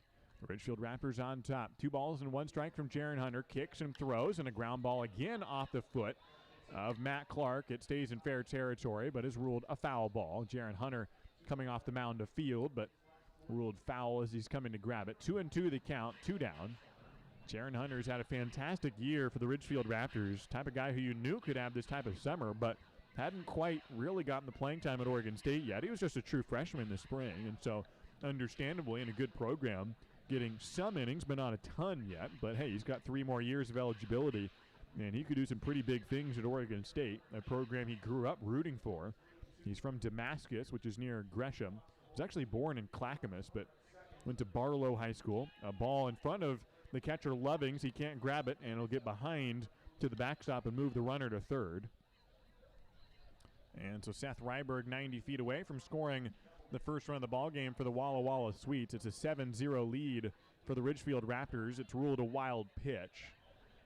And a full count now to Matt Clark, the right fielder, who grounded out in his first at-bat. Now got a full count, runner on third. The payoff pitch is looped into right field. High hit fly ball. Caden Connor sprinting for it. It'll get into foul territory, and he can't grab it into the grass. Nearly made a catch over the fence and ran into the wall along the right field side, and it was perhaps catchable if he got in there in time, but was starting to land right as he was approaching it. And it ends up as a foul ball and remains a 3-ball and 2-strike count for Matt Clark. 2 down, runner on third, 7-0 lead for Ridgefield. But that 7-run margin could be knocked down in a hurry if Walla Walla can put something together, whether this inning or get a run or 2 here and keep on going. But Ridgefield in control right now. Here's the payoff to Matt Clark, and it is outside for ball 4 on the payoff. And now there are runners on the corners for Walla Walla. After a walk to Matt Clark, and Will Grimm will be the hitter, the designated hitter for Walla Walla. He's had 1 home run on the year, 243 batting average at a Loyola Marymount. The 19-year-old steps to the plate with 2 down and runners on the edges. Top of the 4th inning. A double and a walk. And now there's runners on the corners. A ball outside to Will Grimm. Struck out looking in the 2nd inning. 1 of 5 strikeouts on the day for Jaron Hunter. He usually throws around 70 pitches. He is a bit high in the pitch count, already in the 60s. Swing and a miss from Will Grimm, and it's a 1-1 count. Top of the 4th inning. We're up to 64, 65 pitches on the day for Jaron Hunter. And so he'll probably go 1 more inning if he can get an out here, but it would be a nice one to put another scoreless inning on the board. Throws inside and low for ball 2. 2-1 the count from Jaron Hunter. Out of Sam Barlow High School in Gresham, Oregon. Got runners in the corners, 2 down. Top of the 4th inning. A 7-0 lead for the Ridgefield Raptors from the stretch. The 2-1 pitch hit foul off the bat of Will Grimm. And it's a 2-2 count from Jaron Hunter. He's 2-0 on the year with that 2.16 ERA. And trying to maintain a 0-run ball game so far. Here's the 2-2 pitch. Swung on and missed. The 6th strikeout of the day for Jaron Hunter. And he's gone 4 scoreless innings here in this ball game. It's still a 7-0 lead for the Ridgefield Raptors. And we're on to the bottom of the 4th inning. The Raptors to try to make that lead even bigger when we come back. Dick Hanna Dealerships is proud to welcome everyone back to support our Ridgefield Raptors. Just in time for warm summer nights with family and friends, lounging on the lawn, or eating dogs in the stands. Feels good to be back. In business for over 70 years, Dick Hanna Dealerships is a local, family-owned business with locations in Vancouver, Kelso, and Portland. Choose from thousands of cars and 12 new car brands. Experience nice in the car business. Dick Hanna Dealerships. Believe in nice. Now play ball. Join the Ridgefield Raptors for warm sunshine, great food, and exciting top-level college baseball at the Rourke. Bring your family, friends, neighbors, and coworkers for a relaxing night outdoors this season. Your group can welcome us on the Les Schwab left field platform, the Leonard Holmes and Dick Hanna grass berms, or the First Centennial and Wellhaven Pet Health picnic areas. There's nothing like a Ridgefield Raptors summer baseball game. Get your tickets now at ridgefieldraptors.com. Go Raptors!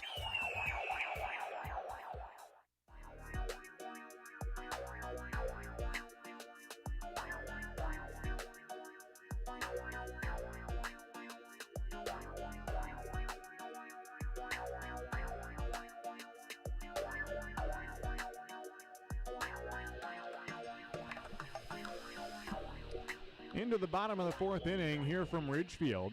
It's the Raptors leading this contest 7-0. Trying to snap a 4-game losing streak and get to 5 games above 500 on the year. New pitcher coming in for the Walla Walla Sweeps to try to limit the damage. After Calvin Kirchhoff did end with a scoreless third inning, he does give up 7 runs, all earned, 8 hits through his 3-inning start. It's Noah Cerna coming in out of Missouri Valley College. He's from Peoria, Arizona. And the 5'10", 180-pound left-hander gave up 3 earned runs to Bend in his most recent performance, bumped up his ERA into double digits, 10.8 ERA on the year, making his 7th appearance all out of the bullpen for the Walla Walla Sweets. 8 innings, 10 strikeouts, 7 walks, and 12 hits allowed by Noah Cerna. And he will first face John Peck, who has twice homered today. He's coming to the plate for his 3rd at-bat and has 2 home runs on the day, a 3-run home run, a 2-run home run, and now he's got nobody on base, facing a left-hander for the first time. And the first pitch, a curveball for a ball outside, 1-0 the count to John Peck. First one, 104 miles an hour to left field. The second home run, 91 miles an hour at 360 feet. Both of them traveling at least 360 feet. The other one, 369. He takes a strike to even the count at 1-1. With the leadoff man, John Peck, at the plate out of Pepperdine University. The 1-1 fastball outside for ball 2 from Noah Cerna. Every game he's pitched in for Walla Walla has resulted in a loss. He has only gotten 1 decision, 0-1 on the year. The lefty comes to the plate with the 2-1 pitch. It's fouled off by John Peck, and it's a 2-2 count. He bought this black-colored bat after breaking 7 bats earlier in the summer. Just kept breaking bats, and he finally bought a bomb bat, which are known for not breaking, and it hasn't broken, and he's hit all 5 of his home runs in West Coast League play with this bat. 2 balls and 2 strikes to John Peck, and the pitch is swung on and tapped at the plate for a foul ball behind home, and it dribbles to the backstop towards Will Chambers, who's on deck. 2 balls and 2 strikes to John Peck, who came in on the day with 3 home runs and a .327 batting average. He's 2 for 2, 5 RBIs, 2 homers, both of which, those 2 homers and 5 RBIs, tie the single-game record in Ridgefield history. 2 balls and 2 strikes from Noah Cerna. Let's see what John Peck can do. He takes high for ball 3, and it's a full count to John. Had just 1 hit against Bellingham in that series, snapping a 14-game hit streak. And now he's got 2 hits already with 2 homers, 1 to left center, 1 to right center. Here's the payoff from Noah Cerna. It is swung on and hit hard down the third baseline, fielded on the second hop by the third baseman. Foles throws a bit high and just in time to get John Peck on the ground out. He is human after all, and he's down to merely a 2 for 3 day. And the leadoff man is out here in the 4th inning. The 19-year-old, not going to hit 3 home runs, is he? No, not yet, at least not through the first 4 innings. And Will Chambers is next up. He's got a double and a walk. Facing Noah Cerna, switch hitter for the Ridgefield Raptors. No longer the only switch hitter on the team. Wade Meckler joined earlier this week. Takes a strike on the outside corner. He's also not even leading the team in batting average among switch hitters. Wade Meckler's 1 for 1, so he's got to make up some ground here behind the 1,000 hitting Wade Meckler. But Will Chambers, who's just had a fantastic year this year, fouls one back. It's 0-2 to Will. Just in terms of hits, obviously he's way ahead. 35 hits on the year. He's hitting .313. He has his 8th double of the year earlier today. 7 home runs, 26 RBIs. Will, who got a D1 offer earlier this summer, 0-2 pitch is fouled away. Committed to Dixie State, which just became a D1 program last year. They were D2, joined the Western Athletic Conference. They're in St. George, Utah. So Will Chambers will head back to the D1 ranks coming out of the JUCO level, College of the Canyons, and headed to Dixie State. 0-2 pitch is low and away for ball one. Will Chambers, who similarly to John Peck, also snapped a hit streak against Bellingham, had a 12-game hit streak that finally came to a conclusion up in Bellingham against the Bells when Ridgefield got swept. The 1-2 pitch is fouled into the on-deck circle where Cody Darcy is waiting, and it remains a 1-2 count. Ridgefield ahead 7-0 in this contest. We're in the bottom of the fourth inning. One out, nobody on base. 1 ball and 2 strikes to Will Chambers.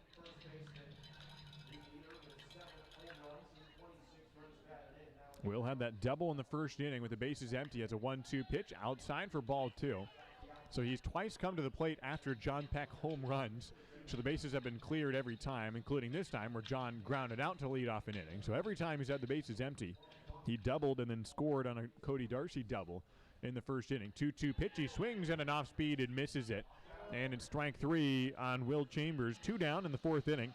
And Noah Cerna has started out his relief appearance in good fashion, retiring the first 2 batters he's faced.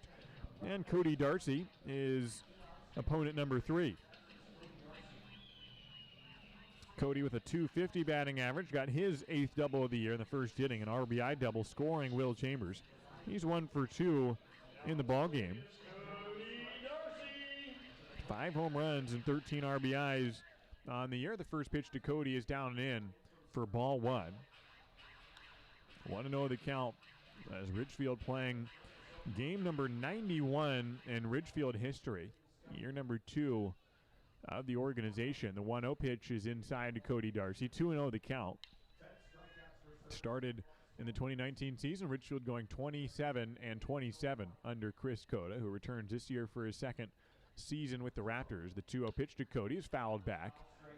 Cody, who has been around the West Coast League longer than the Raptors have, played in 2018 for the Apple Sox and 2019 in Wenatchee when Ridgefield was a team, but he never traveled to this ballpark. I remember meeting Cody the day before the season opener this year, and he marveled at the ballpark, seeing it for the first time. He said, "This is a really nice stadium." He hits one hard to right field, and this one's going to carry all the way out over the bullpen for a home run. 3rd home run on the day for the Ridgefield Raptors, which is a season-tying, a franchise-tying record. 3 home runs in 1 ball game for the Raptors. The 3rd one's by Cody Darcy. It's his 6th homer of the year. The Raptors lead it 8-0. Way to go, Cody Darcy. In front of 923 fans, Cody Darcy homers to right field. And as I was talking about the ballpark, he says, my power's all to right field and the wind's blowing to right, so I think I'm going to hit some home runs this year. And what do you know? He just hit a home run to right field over the bullpen. And it's a solo home run with 2 outs, and the Raptors get up by 8 runs. It traveled 349 feet, 98 miles an hour off the bat of Cody Darcy for the 3rd homer of the day. A 1-0 pitch now to Micah McDowell, who's the next batter. Grounds to second. It's fielded by Conniff, and he throws to first for the out. And Ridgefield gets 1 run on the inning on a solo home run by Cody Darcy. Ridgefield getting 6 of the 8 runs on the day on home runs, including that solo shot by Cody Darcy. 1 run in the inning on 1 hit, nobody left on, and no errors in the frame. It's the Ridgefield Raptors 8 and the Walla Walla Sweets 0 through 4 innings of play from the Rourke. A lot has changed in Clark County since C-Train began service in 1981. We've changed with it. 30 bus routes, 2 bus rapid transit projects, and millions of rides later, C-Tran has grown into an award-winning transit system serving Clark County, including the city limits of Ridgefield. Please join C-Tran in celebrating an amazing 40 years serving you, our community, with activities happening in 2021. Look for details at c-tran.com, and thank you for 40 great years. Ridgefield Main Street thanks you for supporting the Raptors and downtown, the heart of Ridgefield. Spend the moolah you win at the game at downtown shops and restaurants. Upcoming events include Main Street Day, See Trend Shuttle Downtown Tailgate, and the Friday Night Flicks Outdoor Film Series. We are a nonprofit organization dedicated to preserving the cultural heritage of downtown Ridgefield while advocating for its future. More information at ridgefieldmainstreet.com and find us on Facebook at Ridgefield Main Street. We'll see you downtown, and go Raptors!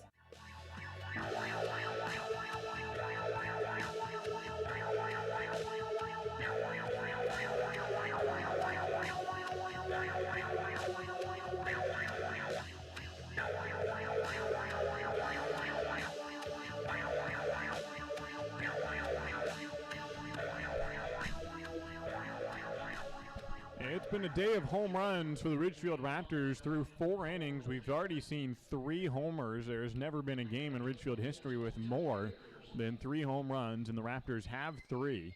2 by John Peck, 1 by Cody Darcy. And Ridgefield leads at 8-0 as we go to the 5th inning. Jaron Hunter back to the mound, and he'll face Quentin Ayers.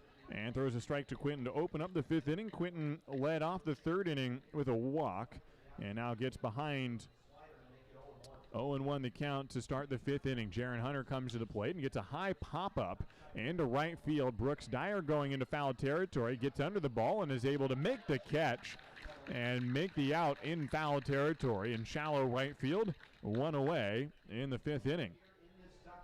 Nation Wood is the next batter out of Cal Poly San Luis Obispo. And with 1 out in the 5th inning, Ridgefield ahead 8-0. With Jaron Hunter on the mound. He's already gone 4 1/3, has not allowed a run today. 3 hits given up by Jaron. They have changed a ruling earlier. John Peck had an error. It's been changed to a hit. And so 3 hits allowed by Jaron Hunter and 1 error on the day on the Ridgefield Raptors. Colin Wetterow was the one who had that error turned into a single for Wetterow back in the 4th inning. Didn't score anyways. The 1-0 is the count from Jaron Hunter, and the pitch is lined into left field, and it'll drop in front of Wade Meckler for a base hit. And Nation Wood gets on base for the first time today. A 1-out single for Wood. And we'll go back to the top of the order with Paul Myro coming up.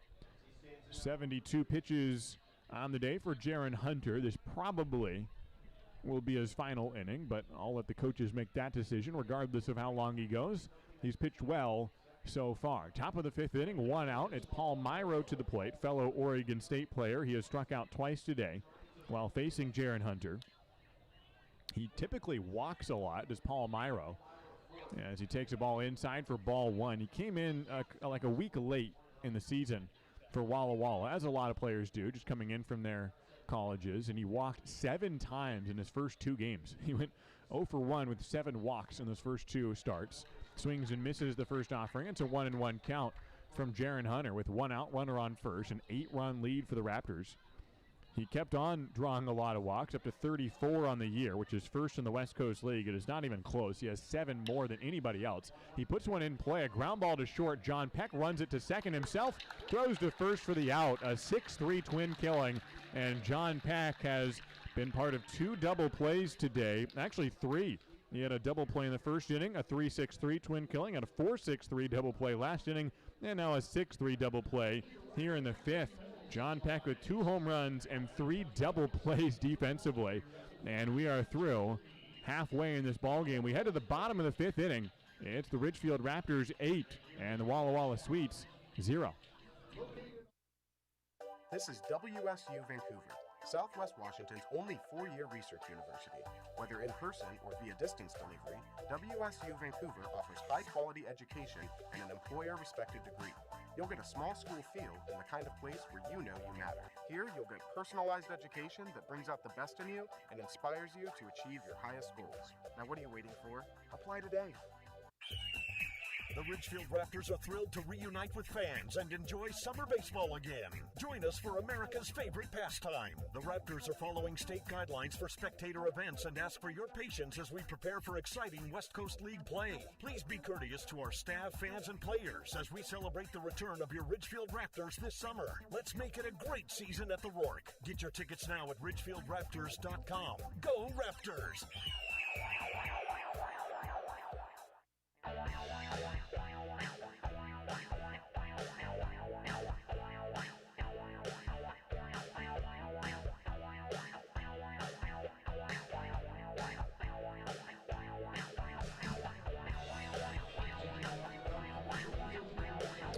bottom of the 5th inning from the Ridgefield Outdoor Recreation Complex. And it's been a good one so far for the Ridgefield Raptors. It's the Raptors leading 8-0 in this contest. And it'll be Patrick Stark coming to the plate to open up the bottom of the 5th inning. With an already 8-run lead, Noah Cerna throws an off-speed pitch to open up the bottom of the 5th inning. And it's a 1-0 count after he misses with the pitch to Patrick Stark, who's 0 for 2, a line out and a ground out on the day so far for the incoming freshman at Loyola Marymount University. 1-0 the count to Patrick. Left-hand thrower and Noah Cerna throws a fastball hit high in the air to right field. Clark drifts back to the warning track and then comes back in and makes the catch well in front of the track. And right field for the out. 1 away in the 5th inning, and it's Isaac Lovings the batter in the bottom of the order for Ridgefield. And it's Lovings and Dyer, the next 2 hitters. If one of them gets on, Caden Connor could be the next one to the plate. Isaac Lovings, who had an RBI single in his first at-bat as a Ridgefield Raptor. That was about an hour ago. A ball game that's already an hour and a half old, and we are...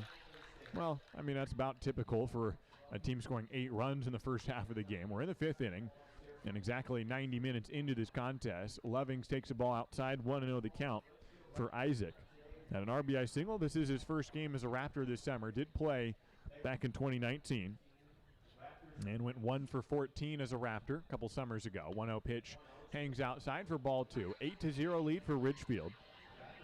He played in the Golden State Collegiate Baseball League this summer, did Isaac Lovings. That league ended, finished out with the Reno Rams, so he comes up from Nevada back to the Pacific Northwest and playing for the Raptors again. Kind of did the same thing back in 2019. Just came in late as teams, get their players back from their college summer teams, go back, and players come and go a bit. And Isaac Lovings filling in well with an RBI single in the first inning. Takes a ball to make it 3-0. The count from Noah Cerna, who got 3 of the 4 batters he faced out last inning, but the one didn't, was a home run by Cody Darcy to make it 8-0. And now he misses low to Isaac Lovings. It's ball 4. And the second batter of this inning gets aboard via a walk. 1 out, 1 on. And Brooks Dyer is the batter, who has a strikeout and a walk today. The 6'1", 165-pound infielder from Vancouver. He hit .311 this year for the Mountaineers of Eastern Oregon, along with Nick Jennings, who pitched earlier this year for the Ridgefield Raptors. First pitch to Brooke Dyer is down for ball 1. 1 out, 1 on. Ridgefield ahead 8-0. The Raptors trying to catch up to the Portland Pickles, who are starting out a series tonight against the Bend Elks. Ridgefield needs to get one more win than the Portland Pickles in the final quarter of the season. Then they'll get into the playoffs. There's a few stipulations in there. You never know what Cowlitz and Bend could do. But generally speaking, if Ridgefield can do that, they should be in the playoffs. A throw in the inside corner for strike 1. 1-1 the count from Noah Cerna. A breaking ball hit down the line, foul. And it's a 1-2 count to Brooks Dyer with 1 out and 1 on. The Portland Pickles are playing at home against the Bend Elks, a series opener tonight, and they do trail in the second inning 3-1 at last check. In fact, let me refresh that. Now in the 4th inning, and same score, 3-1. Bend still leading. So that's a good sign for the Ridgefield Raptors, but a lot of ball game there. 1-2 pitches grounded towards the left side, fielded by the third baseman Foles. Throws to the second baseman in time for the first out, and the turn from Conniff is in time at first for the 5-4-3 twin killing. A double played in the frame, and Ridgefield gets no runs along the way, none left on. And the Raptors maintain 8-0 lead through 5 innings of play. We head to the 6th inning. We'll see if it's Jaron Hunter coming back out or a reliever. It doesn't look like anyone's coming out of the bullpen, although there is somebody throwing out in the pen. So we'll figure that out during the break and see if Jaron Hunter's still going. He's not allowed an earned run yet. As we go to the 6th inning, it's the Ridgefield Raptors 8 and the Walla Walla Sweets 0. And it is Jaron Hunter coming back out for his 6th inning. We'll see that 6th after this. At Clark Public Utilities, we know you depend on electricity every day. And even though our offices remain closed, we're available 24 hours a day, 7 days a week, by phone, online, and email. The past year has brought changes to many in our community, with lost jobs or reduced working hours, disrupted childcare, and the challenge of teaching the kids. If you've been financially impacted by the pandemic and can't pay your utility bill, call us or send an email right away. Eligibility for payment assistance has been expanded, so more households may qualify. Through it all, we're always here to provide you with safe and reliable service, and we're ready to help. Clark Public Utilities, ranked highest in customer satisfaction among residential mid-size utilities in the West by J.D. Power, 13 years in a row. For J.D. Power 2020 award information, visit jdpower.com/awards. Clark Public Utilities, we're always here.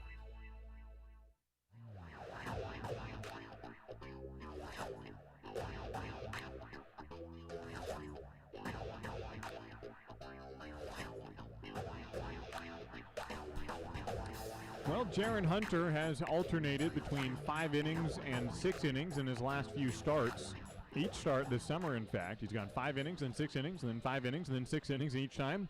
And since he went 5 innings last time, that means he would be up for a 6-inning start, and here he comes back out for the 6th inning. It's an 8-0 lead for Jaron Hunter and the Ridgefield Raptors, as in this 6th inning, he will encounter the Walla Walla Sweets lineup that starts out with the second hitter in the order, Chris Conniff from St. John's. All 3 players that will start out this inning from St. John's. An off-speed pitch that fools Conniff, and it's strike 1. Chris Conniff, Colin Wetterow, Justin Foles, the scheduled hitters, all the Red Storm players and infielders today. Second baseman, first baseman, third baseman, respectively. All from St. John's. The 0-1 is a ball in the outside corner. So that 5-4-3 double play to end last inning was all 3 players from St. John's here for Walla Walla. You can have up to 4 from any college team in a West Coast League or any college summer league for that matter. Ball outside, 2-1's the count from Jaron Hunter, who's from Oregon State, one of 4, the maximum. From Oregon State, Micah McDowell, Wade Meckler, Brady Casper, the other Oregon State players. Brady had the walk-off hit on Tuesday to win that game 1-0 in the bottom of the 9th. A swinging strike from Chris Conniff, and it's a 2-strike, 2-ball count to the leadoff man in the top of the 6th inning. Ridgefield ahead 8-0, calming the offense a little bit. 7 runs in the first 2 innings, then just 1 run the last 3. A pitch for the 2-2 that's just below the knees. Would have been the 7th strikeout of the game for Jaron Hunter. He'll have to wait 1 more pitch at least to do that. He has a full count now to Chris Conniff, righty on lefty in this leadoff matchup. Here is the payoff from Jaron Hunter. Breaking ball that's hit into the netting behind home plate. Keeps it a full count to Chris Conniff, who has reached on an error and been stranded once and then struck out in the 3rd inning. All strikeouts brought to you by Taco Bell, including the 7th strikeout, which brings you, if you're in the ballpark, tacos, coupons for tacos from Taco Bell. So another reason to come out to the ballpark, because Jaron Hunter usually gets to 7 strikeouts. Here's the payoff, and it's swung on and hit into center field. Micah McDowell is able to play it and make the catch, filling in for his Oregon State teammate, or making the defensive play behind the pitcher from Oregon State. 1 Beaver helping another, and it's 1 out in the top of the 6th. Even if Jaron Hunter sits at 6 strikeouts, I'm sure the bullpen will probably be able to get a 7th. I think we'll see a pinch hitter here. Colin Wetterow, who should be the scheduled hitter, is 2 for 2 on the day. And it's not Wetterow next up. It's Caden Delosier coming up out of Lynn Benton Community College from Canby, Oregon. And so after a 2 for 2 ball game, Colin Wetterow is pulled, and Caden Delosier comes up, the first baseman. And so here comes Delosier, who swings and fouls back the first pitch. And so it's an 0-1 count on Caden Delosier with 1 down, top of the 6th inning. Ridgefield ahead 8-0. Jaron Hunter goes into the wind, and the 0-1 is grounded right back to Jaron. It clips off his mitt and goes behind the mound. He'll run back to get it and is unable to make the throw to first, not in time, and frustrated with the play. Nearly had in his glove, and it bounced right in the no man's land area behind the mound. If he hadn't grabbed it, maybe the infielders could have made a play, but it probably would have gotten into center field. And so he tried to make a play on it, ran back to it, but it got almost to second base. And it goes down as a base hit for Caden Delosier. So the 3-hole has been productive for Walla Walla, 3 for 3 on the day between Colin Wetterow and Caden Delosier. Justin Foles is the next batter with a runner on first and 1 out. Pitch in the dirt for ball 1 from Jaron Hunter. 1 out, 1 on. Top of the 6th inning, Ridgefield ahead 8-0 for Jaron Hunter. Mentioned earlier today, he was a starting quarterback for Barlow High School, 3-year starter, and got to the state semifinals for the first time in school history when he was the QB. He had a chance to go play in college, although he didn't like football as much as baseball. Said there's a lot of stress in sports, and in baseball I feel calmer, feel more relaxed. Football, it's fun, I liked it, but it was a little easier to get anxious and stressed out in high tense situations. 2-0 pitch is swung on and missed. It's a 2-1 count for Justin Foles with 1 out, runner on first. 8-1 margin, Ridgefield on top, early and often scoring today. Jaron Hunter also played basketball, 3-sport star for the Barlow Bruins. Hard hit fly ball to right field. This one's going to carry and get all the way out for a home run. And Walla Walla is on the board. The 3rd home run of the year for Justin Foles. And Walla Walla has cut into the lead. It's 8-2 in this ball game.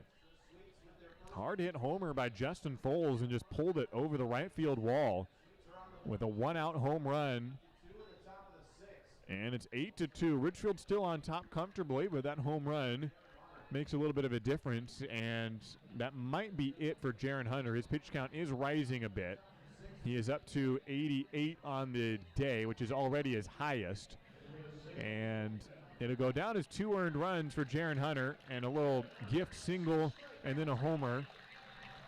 And been a good day for Jaron Hunter, even though it'll end on a home run. But overall, a solid performance for Jaron. He gives up 6 hits, 2 runs, both earned, 2 walks, and leaves with an 8-2 lead. It'll be Jet Lotus to come in to relieve him in the top of the 6th inning. There's 1 out and nobody on base for the Oklahoma Sooner Jet Lotus. He'll be facing Seth Ryberg when we return. Take a break and see Jet Lotus pitch the rest of the 6th inning when we come back from the Ridgefield Outdoor Recreation Complex. Warmer weather is here, and what better way to enjoy a summer day than with a trip to the ballpark to watch exciting Ridgefield Raptors baseball. Don't miss the action on the diamond as the Ridgefield Raptors battle other Western League rivals for the championship. This safe outdoor event is a perfect outing for you and your friends. Peace Health is a proud sponsor of the Ridgefield Raptors, with a team of medical experts on deck to provide your family the care you need. Treat your family to an exciting night at the ballpark and make it part of your healthy, active summer. Peace Health and Ridgefield Raptors baseball, a great double play.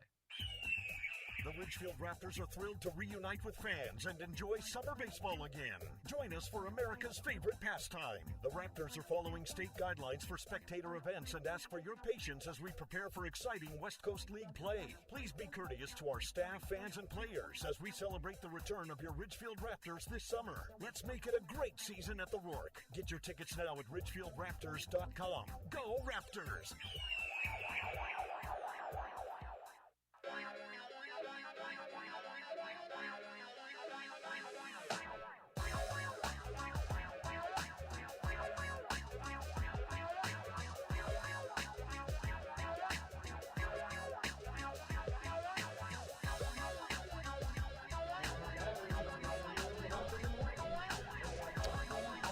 Jet Lotus comes in the top of the 6th inning. 2 runs in here in the 6th. The only 2 runs on the day allowed by Jaron Hunter. And there's still a 6-run lead for the Ridgefield Raptors and Jet Lotus out of Yukon, Oklahoma. Just turned 20 years old earlier this summer. In fact, a month and 8 days ago. And the 5'10", 155-pounder, the right-hander, comes in to face the middle of the order. Matt Clark is next up and takes a strike on the outside edge from Jet Lotus. It's the Raptors 8 and the Walla Walla Sweets 2 in this first of 6 ball games that these teams will play this summer. All in the next couple of weeks. Ridgefield plays them August 10th through 12th. The 0-1 from Jet Lotus spiked in front of the plate, tallied at 96 miles an hour on the scoreboard from Jet Lotus, who typically sits in the low to mid 90s on the 4-seamer. He'll throw a slider that's pretty good when he can locate, especially low in the zone, and a changeup that he won't throw as often. A 1-1 pitch from Lotus, a fastball grounded through the hole on the right side, and into right field for a base hit for Matt Clark. And with still one out in the inning, Walla Walla stays in business here with a single for Clark, and after the 2-run home run for Justin Foles, Walla Walla gets another base runner. 8-2 is the score, top of the 6th inning. Ridgefield, if they win today, would improve to 21-16, snap a 4-game losing streak.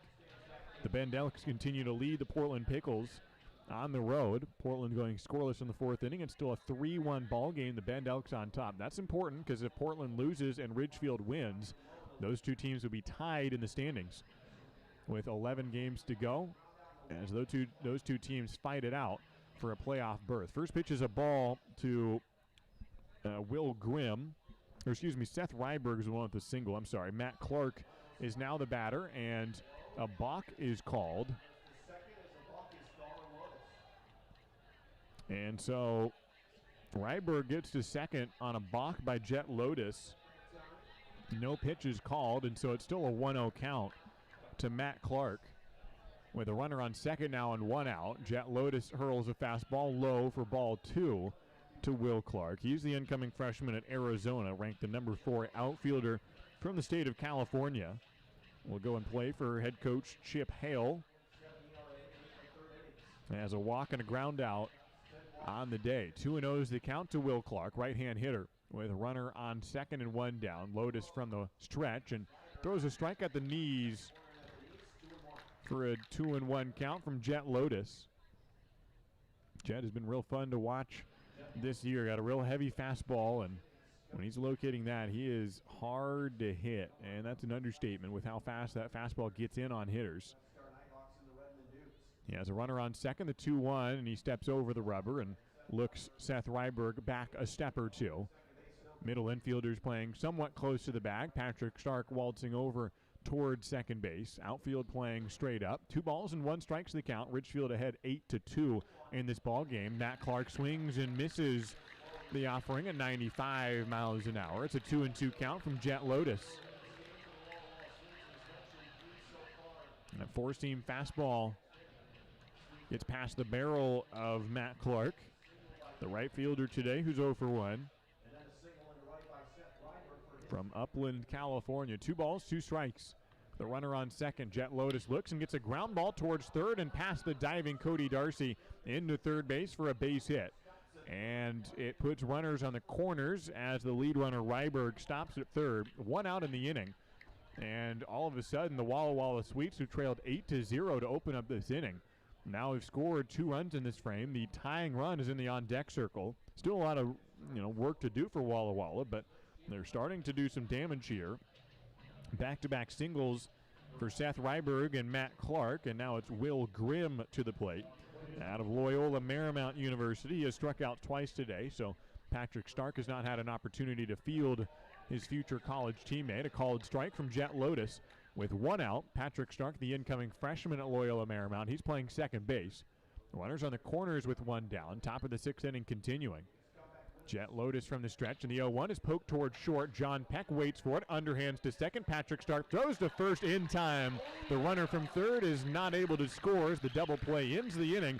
Patrick Stark turns the double play and victimizes his future Lion teammate at Loyola Marymount. It's a 6-4-3 double play to end the 6th inning. Jet Lotus comes in with the bases empty, 2 singles, but a double play to close it out. No runs allowed once he came into the game. And it's an 8-2 score. Ridgefield on top by 6 runs. And we continue in the 6th inning with Ridgefield coming to the bat in the bottom of the 6th when we come back. Baseball is back, and Peace Health is excited to once again sponsor the Ridgefield Raptors as they vie for the West Coast League title. Raptors games make a great family outing. Bring the whole crew to the ballpark to enjoy a safe, fun outdoor event featuring the thrills of Raptors baseball. As the largest health provider in Clark County, Peace Health is ready to step up to the plate and keep your family in the game, whether it's a routine appointment or specialty emergency care. Peace Health and the Ridgefield Raptors, 2 great teams. The Ridgefield Raptors are back, where the entire family can watch top-level college baseball players live at the Rourke. Now, kids 12 and under get in free with a paid adult for all Sunday afternoon Raptors games. Enjoy local Southwest Washington baseball with the whole family this summer. Sunday games are at 105 and are presented by Peace Health and the Columbian. Come cheer on your Ridgefield Raptors all season long. Get your tickets now at ridgefieldraptors.com. Go Raptors!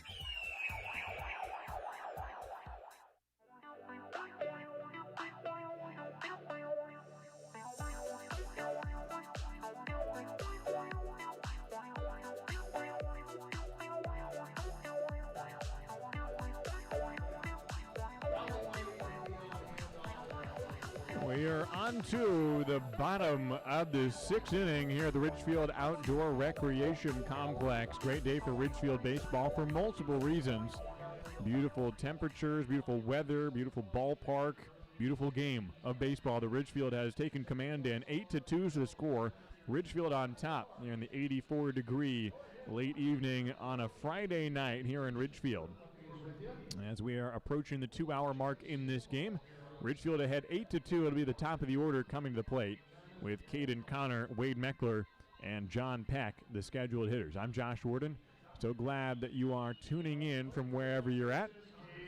As Caden Connor steps to the plate. First pitch from Noah Cerna is outside for ball one to Caden Connor. Out of Cal State Fullerton. Spent 2 years there at Fullerton. Will have 3 years of eligibility remaining for the Titans. He's ahead 1 ball and no strike from Noah Cerna, who has gone 2 innings so far, allowed a solo home run in the 4th, and faced the minimum in the 5th. Next pitch to Caden Connor is hit into center field, and shallow center will land in front of Ryberg for a base hit. And Caden Connor has led off 3 innings today. He has gotten 2 base hits, and he singles to open up the bottom of the 6th inning. It'll be Wade Meckler next to the plate. Caden Connor has been hitting the ball really hard of late, has this time gotten 2 of his singles on more of, I won't say bloopers necessarily, although the first one definitely was a blooper. This one, better hit, but still landed in front of the outfielder. It goes down as a base hit. It's good work for Caden Connor. And he had a single in the first inning, ended up scoring on a home run by John Peck after Wade Meckler walked. Wade now at the plate. 8-2 score. Ridgefield up by 6. Meckler swings late on a pitch by Noah Cerna. Foul ball. 0-1 the count for Wade Meckler, who had a single in the second inning and scored. So he had scored 2 runs today in his West Coast League debut out of Oregon State University. Is 1 for 2 now, and he flew out to left field in the 3rd inning. Here in the 6th, he again flies one towards left, but foul ball. 0-2 the count. Nobody out. Bottom of the 6th inning, Ridgefield 8, Walla Walla 2. 2 more games to come in this series, including tomorrow at 6:35, and then Sunday at 1:05.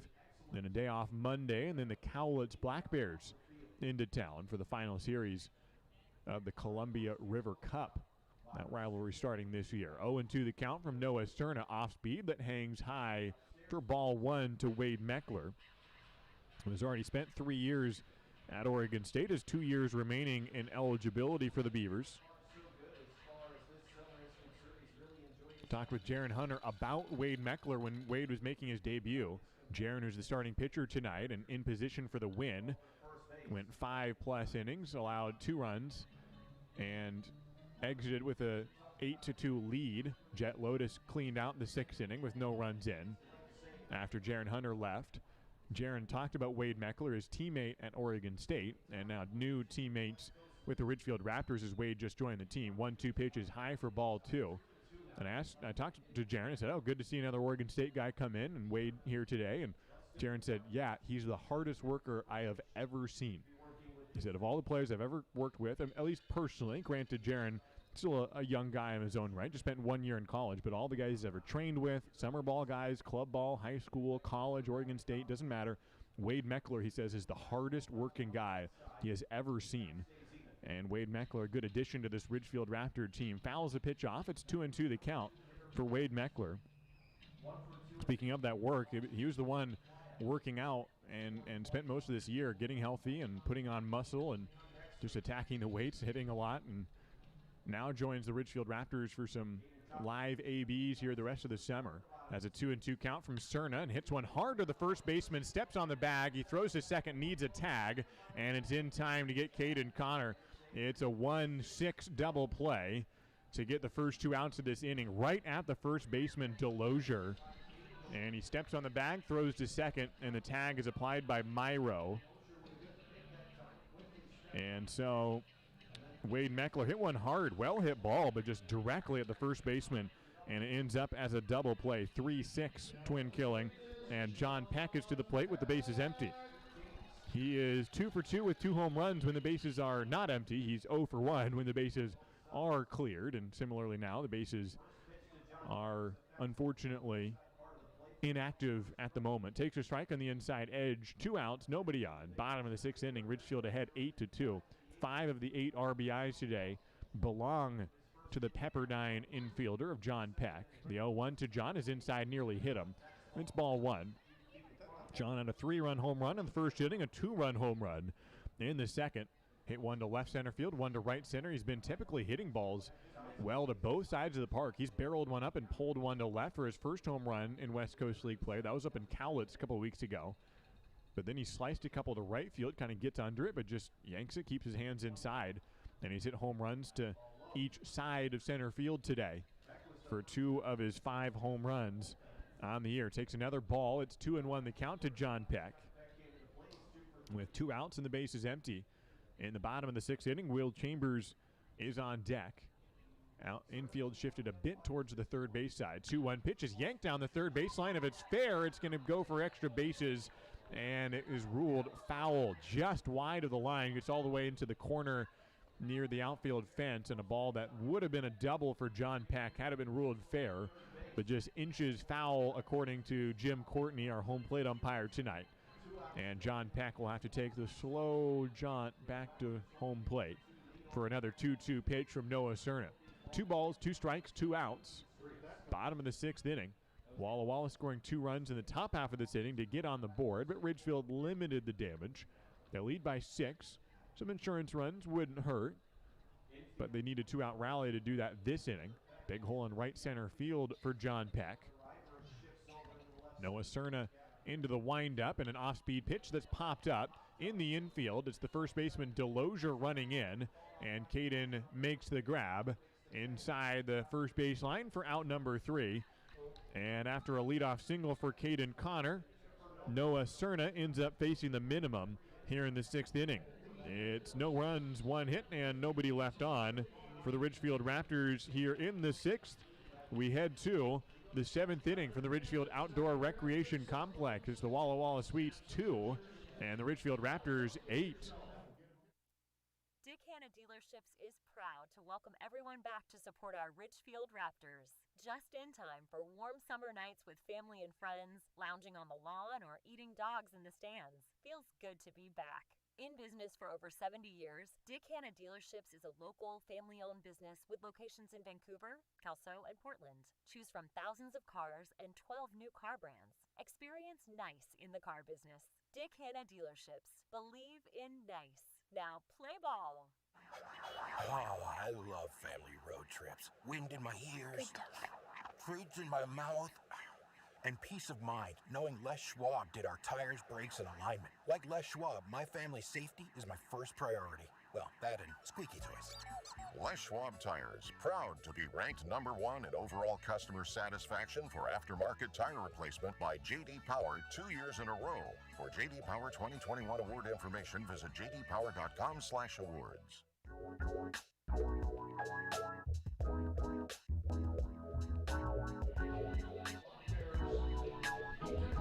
Through 6 innings from the Ridgefield Outdoor Recreation Complex here in beautiful southern Washington, the visiting Walla Walla Sweets have scored 2 runs on 8 hits, no errors. The host Ridgefield Raptors have posted 8 runs on 10 hits and 1 error on the ball game. Top of the 7th inning starts with Jet Lotus on the mound. Continuing in relief, Quentin Ayers will lead off an inning for a 3rd time. He has coming to the plate all 3 times today in a leadoff situation. First pitch is a ball from Jet Lotus out of University of Oklahoma, facing Quentin Ayers who's from Northwest Nazarene. The 1-0 pitch from Jet Lotus is a grounder two-hopper to John Peck. He throws to first and beats him by 5 steps. It's a leadoff out for Jet Lotus, 1 away in the top of the 7th. Quentin Ayers grounds out to bring up Nation Wood, the 9th hitter in this lineup for Larry Price, the head coach of the Walla Walla Sweets. Walla Walla, which will host Ridgefield a couple weeks from now to close out the regular season. Larry Price, who's in his first year as a head coach, previously an assistant for 1 season with Walla Walla. His son plays for the team, Parker Price, who's a regular player in the lineup but getting the day off today. With 1 out, Nation Wood swings to the first offering, grounds it to the right side, sliding, stopped by Brooks Dyer, throws to Jet Lotus, and the pitcher covering and records the out. A 3-1 ground out, good play by Brooks Dyer, and 2 outs in the inning on just 3 pitches so far for Jet Lotus.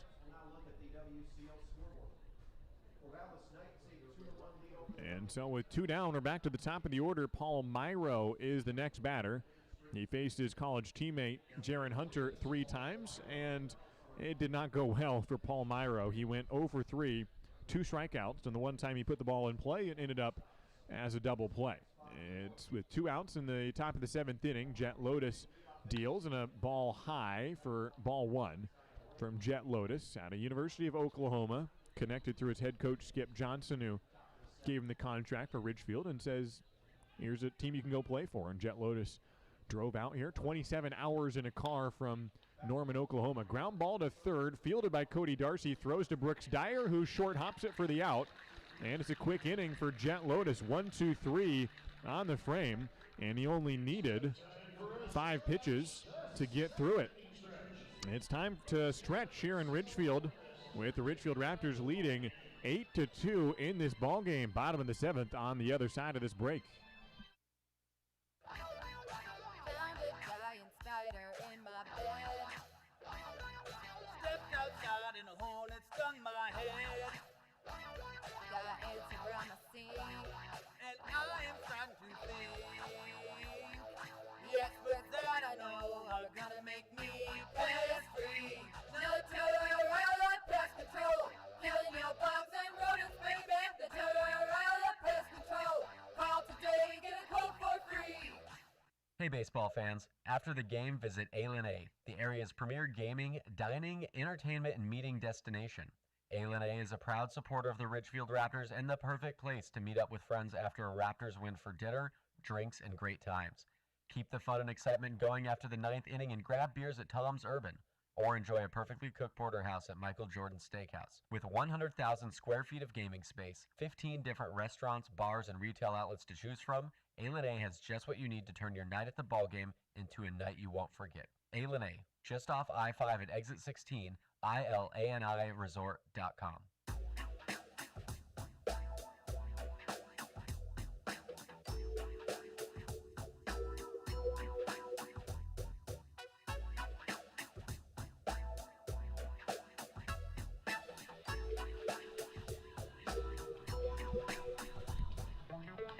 Down the home stretch of the West Coast League schedule, down the home stretch of the month of July. Final game of this month tomorrow, 6:35, also against the Walla Walla Sweets, and we open up the month of August. Yes, August already. That is Sunday, 105, Family Day. Kids 12 and under get in free. And, oh yeah, Bark in the Park Day on Sunday. So bring your dogs. The one day you normally can't bring your dogs. Not allowed. Don't bring them in here. We love them, but you can't bring them in here unless they're service dogs. That changes on Sunday for Bark in the Park Day. Will Chambers leads off with no dogs in the stands here in the bottom of the 7th inning. An 8-2 lead for the Ridgefield Raptors. Noah Cerna is still the pitcher for Walla Walla, and he misses outside for ball 1 to Will Chambers, who's 1 for 2 on the day. A double and a walk, a run scored for Will, who's been fluttering around the West Coast League leaderboard in terms of slugging percentage all year long. As he fouls one back, 1-1 remains the count for Will Chambers, who just committed to Dixie State. He currently is not in the lead in slugging percentage, but he's in the top 5 at .563 on the year.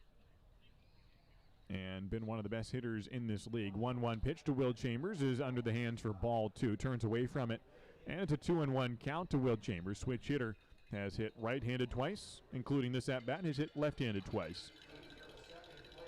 And trying to get his first hit as a right-hander today. He starts to swing and did not go around on the 2-1 pitch. That was inside, so it's a 3-1 count to the leadoff man, Will Chambers, in the bottom of the 7th inning. Ridgefield ahead 8 runs to 2 in this series opener with the Walla Walla Sweets. Take a look at the scoreboard as Portland Pickles still trailing the Bend Elks 3-1. Will Chambers hits a ground ball over the mound. The shortstop Paul Myro fields in shallow center field, and Delosier does not make the catch at first, and Will Chambers is safe. It looked like Myro had thrown accurately to first, but Delosier did not hang on to the ball, and Chambers is safe. For an error on the first baseman, Myro made a heck of a play running into shallow center and made that throw running towards left field. His momentum took him all the way, or right field, into right center. And the throw was on the money, but Delosier just dropped it. And Chambers is safe at first for an error on the first baseman. Leadoff man aboard, Cody Darcy, is the next batter. A home run and a double for Cody Darcy. He's 2 for 3, 2 runs scored, and 2 RBIs on the day for Cody. And we will get a pinch runner for Will Chambers. Coming in for Will is going to be Brady Casper out of Oregon State. So now we have seen every Oregon State player, all 4 of them. The starting pitcher, Jaron Hunter, starting center fielder, Micah McDowell, starting left fielder, Wade Meckler, and now the pinch runner and new designated hitter is Brady Casper. So Casper's on first, nobody out. And Cody Darcy at the plate in the bottom of the 7th inning, a 6-run lead for the Ridgefield Raptors. Cerna throws an off-speed that does not get hit by Cody Darcy. Swings and misses on the 73-mile-an-hour breaking ball. Darcy at the plate, signed to UT San Antonio. Real excited to spend his last couple of years of eligibility with the Roadrunners after graduating from Xavier University in Ohio. The 0-1 from Cerna is swung on and fouled back for an 0-2 count to Cody Darcy. Nobody out, bottom of the 7th inning. Ridgefield has 4 series left in the year. 48 games in the West Coast League, so with 12 games remaining, that's 1/4 of the season left. And they're 1 game out of a playoff berth, 1 game behind the Portland Pickles with 1/4 of the year to go. It's going to be a fun final stretch of the year. Cody Darcy rips one up the middle for his first single of the game, and he now has 3 hits on the day. And it moves Brady Casper up to second base with still nobody out in the 7th inning. Casper to second, and Cody Darcy a single, a double, a home run in the ball game. And he's on first base with Micah McDowell up to the plate. Micah McDowell has also been shy of a cycle by just a triple in a game earlier this year, similar to what Cody Darcy is now. McDowell is at the plate with runners in first and second with nobody out in the bottom of the 7th inning. Ridgefield already up by 6 runs. That is the 11th hit of the day for Ridgefield, which is 1 over their average. As McDowell shows bunt, that ball nearly hits him. He pulls away and walks out of the batter's box for ball 1 from Noah Cerna. Ridgefield has not scored since they had 1 run in the 4th inning on a Cody Darcy home run. So Darcy's solo shot has been Ridgefield's only run since the 2nd inning. We're now in the 7th. The Ridgefield has 7 runs in the first 2 innings. A rip down the first baseline by Micah McDowell. It's in foul territory just barely. And it's a 1-1 count to Micah. There's a football player growing up in Nova Scotia. They do have a good football system there. You got the CFL that is pretty well known around Canada. Granted, hockey is the biggest sport, but football's got a good following. And his dad was a big football guy. And Micah McDowell played some football growing up, but wasn't too big. He's filled out. He's up to well over 6 feet now, but he wasn't the biggest guy growing up. So football wasn't really in the cards for him, but stuck with baseball. Foul ball back of Micah McDowell, and it's a 1-2 count. Runners in first and second, nobody out. Bottom of the 7th inning, a 6-run lead for the Raptors. He played safety, and it's hard to make tackles when you're smaller than everybody. Micah McDowell also played some hockey and played baseball the most. Went over to Okotoks to play basically his high school career for the Okotoks Dogs, a team that also has a summer league program. A strike on the outside edge, and Micah McDowell is down on strikes. A strikeout looking from Noah Cerna. 1 out in the inning. Runners remain on first and second. with Patrick Stark the next batter. Stark is up with Isaac Lovings on deck. 1 down, 2 aboard. Bottom of the 7th inning. It's 8-2. Ridgefield on top. Patrick Stark, who has flown out, lined out, and grounded out in the ball game. So a pop out shy of that cycle, I suppose. He's got runners in first and second, but I'm sure he won't pop out here, or at least aiming for a base hit. Infield playing straight up. And outfield with a big hole in right center field. Patrick has been a good hitter this year, especially for his age. A ball low to Patrick. He has a .265 batting average on the year. A home run in his very second pitch seen as a Raptor about a month ago. In a game against the Nighthawks, Brooks Dyer was playing against Ridgefield that day when he was playing for the Nighthawks. He's joined the team today for his debut. He's in the hole right now for Ridgefield. The 1-0 pitch to Stark. He makes an attempt at it and hits it off the end of the bat for a foul ball. 1-1's the count, 1 down in the 7th inning. We'll see if Jet Lotus comes back out next inning to throw. There is a little bit of activity in the Ridgefield bullpen, but perhaps Jet Lotus would come out for another inning. He's gone a scoreless inning last frame, only needing 5 pitches, and got the final couple outs of the 6th inning as well. Once Ridgefield ends here, we'll head to the 8th inning, but there's still only 1 out here in the bottom of the 7th. And Ridgefield has an opportunity here to extend the 6-run lead with runners in first and second. Patrick Stark hits one well to left field. It'll land in front of the left fielder for a base hit, and he bobbles the ball. It gets behind him almost to the wall. They're going to hold the second runner, but the first one scores. Brady Casper comes around from second to score the 9th run of the ball game. They hold the trail runner, Cody Darcy, at third as Patrick Stark gets into second base, give him a single and then an error to advance him to second. E7 on the play, but a single for Patrick Stark, and it scores a run, an RBI single for Patrick. And it puts runners in second and third for Ridgefield, and a 9-2 lead now for the Raptors. Cody Darcy at third, Brady Casper scores. Isaac Lovings is next up. With runners in second and third and still only 1 out in the inning. On deck is Brooks Dyer. Isaac Lovings, who already has an RBI single on the day. He's 1 for 2 with a walk and that base hit back in the first inning when Ridgefield scored 5 runs. Lovings swings late and taps it into the glove of the catcher Ayers. And it's 0-1 to Isaac Lovings with runners on first and second.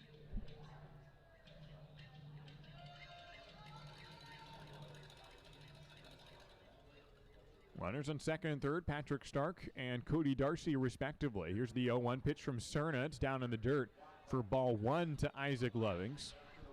The right-handed catcher at 6 foot, 245 pounds. Hit .322 for the Boxers this year. Pacific University and Forest Grove hit 6 home runs for the Boxers. He's from Sunset High School. Grew up in Beaverton, Oregon. 2 runners in scoring position for Isaac with the left-hand throw of Cerna to the plate. A swing and a foul tip at the plate for strike 2. 1-2's the count to Isaac Lovings. Lefty on righty in this matchup for Isaac. With 2 runners aboard, going for his second RBI of the year. Had 14 at-bats for the Ridgefield Raptors back in 2019. And getting his 3rd at-bat of the year today. Here's the 1-2 pitch to Lovings. He bloops it into right center field, tailing towards the gap. This one's going to carry all the way to the wall and get out of here. Isaac Lovings has his first home run as a Raptor. It's the 4th home run of the day for Ridgefield, which sets a record for the most home runs in one ball game for a team. For the Ridgefield Raptors, it's an 11-2 ball game. A 3-run home run, make it 12-2. The Raptors take a double-digit lead. Isaac Lovings hits one to right center field for a 3-run bomb. His debut as a Ridgefield Raptor this season, and he hits a 3-run home run. He's got 4 RBIs on the day. He's 2 for 3. It scores Patrick Stark. It scores Cody Darcy. It's a 4-run inning for Ridgefield, and a 12-2 ball game here at home to open up this series. What a way to start the final quarter of this season. 4 home runs in the ball game, 2 by John Peck, 1 by Cody Darcy, 1 by Isaac Lovings. And that's 4 home runs, which is the most in team history in a single ball game. We've had 3 home runs in a few different ball games between 2019 and this year, 3 different times. Bellingham, Victoria, and Port Angeles all were victimized by 3 home run games by Ridgefield. This one is a 4 home run game, and that sets the record, and it's at home here in Ridgefield. Brooks Dyer will be the next batter with the bases empty and Ridgefield leading 12-2 in this contest. Caden Connor is on deck, 1 out in the inning, bottom of the 7th. This inning started with an error to get Brady Casper aboard. Will Chambers. Brady Casper then pinch ran for him. Then Cody Darcy singled. Patrick Stark added a single, and Isaac Lovings had the home run. Brooks Dyer, the batter, takes a ball from Noah Cerna after a mound visit for the Walla Walla Sweets. It's a 1-0 count from Cerna, 1 out, bottom of the 7th, 12-2 is the score. Brooks Dyer hits one well to left center. This one won't get out, but it will carry to pretty deep left center field, and the catch is made by Ryberg, the center fielder, for out number 2 of this inning. And we'll turn the lineup card over. Caden Connor is next up. Ridgefield has scored 5 runs in the first, 2 runs in the second, 1 run in the fourth, and 4 runs here in the 7th inning.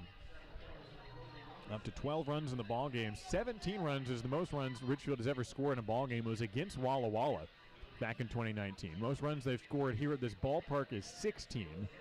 That was earlier this year. And the most runs they've scored in any game this season. Caden Connor at the plate, bases empty, 2 down, bottom of the 7th. Cerna deals an off-speed pitch into the zone for strike 1. Caden Connor, who's 2 for 4 in the ball game with a pair of singles. A run scored as well for Caden. From Cal State Fullerton, waves the bat around, and the 0-1 pitch from Cerna, a fastball a changeup that's off the plate for ball 1. 1-1 the count to Caden Connor. Bottom of the 7th inning. Take a look at what the Portland Pickles are doing, because if Bend can beat the Pickles, Ridgefield would tie up Portland for second place in the Southern Division. Looper into left field. That'll be played on a hop by the left fielder Wood. And a base hit for Caden Connor. How about a trio of singles for Caden Connor? And he's aboard to continue the 7th inning with 2 outs. And Caden Connor's now 3 for 5 in the ball game. That is the 14th hit of the day for Ridgefield.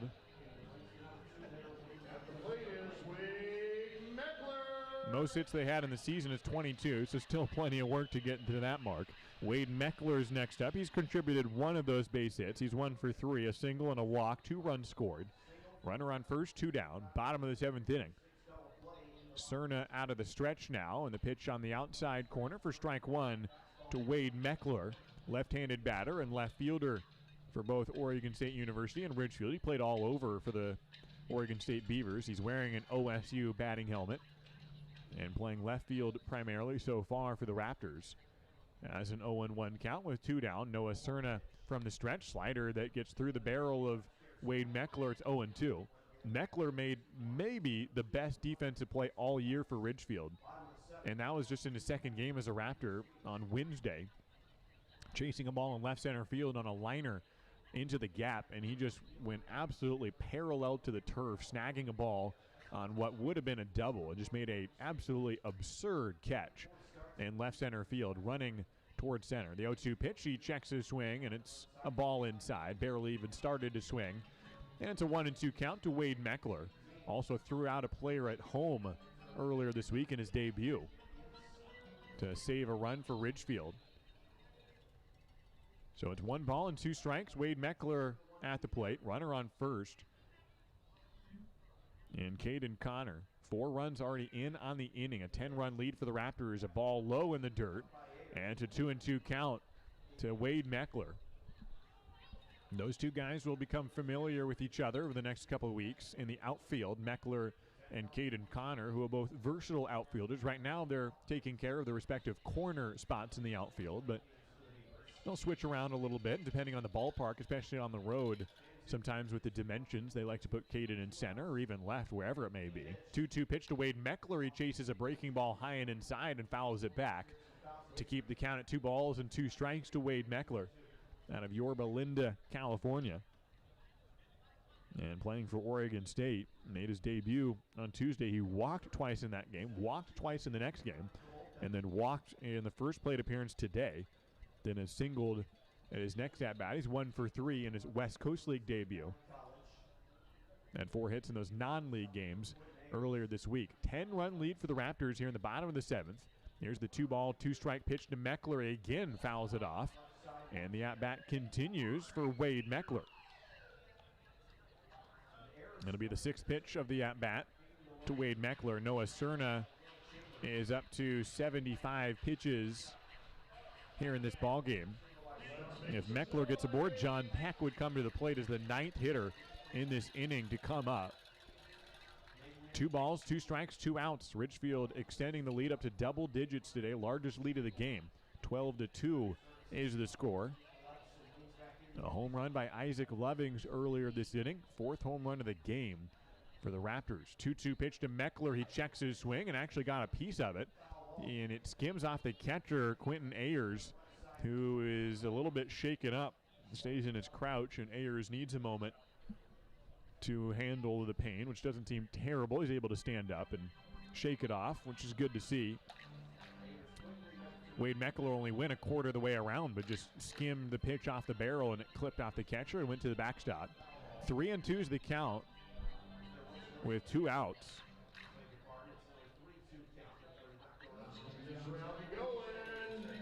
Actually, I think it's 2-2 with a runner on first and 2 outs after that foul ball. 12-2 lead for the Raptors. From the stretch comes Stern. A breaking ball hammered into high right field. It'll look like it's going to get foul, but it has home run distance on it, and it just tails and tails into deep right field. That went a mile up in the air, and with the wind carrying out to right field, you put one up in the jet stream, and that thing can go for a ride, but it wasn't straightened out off the bat of Wade Meckler. Another foul ball to extend the at-bat, and it's 2 balls and 2 strikes with 2 outs. And a runner on first here in the 7th inning. Noah Cerna from the stretch with a 2-2 count. From Noah Cerna trying to get out of the 7th inning. 2-2 the count. And the 7th inning continuing here with Wade Meckler at the plate.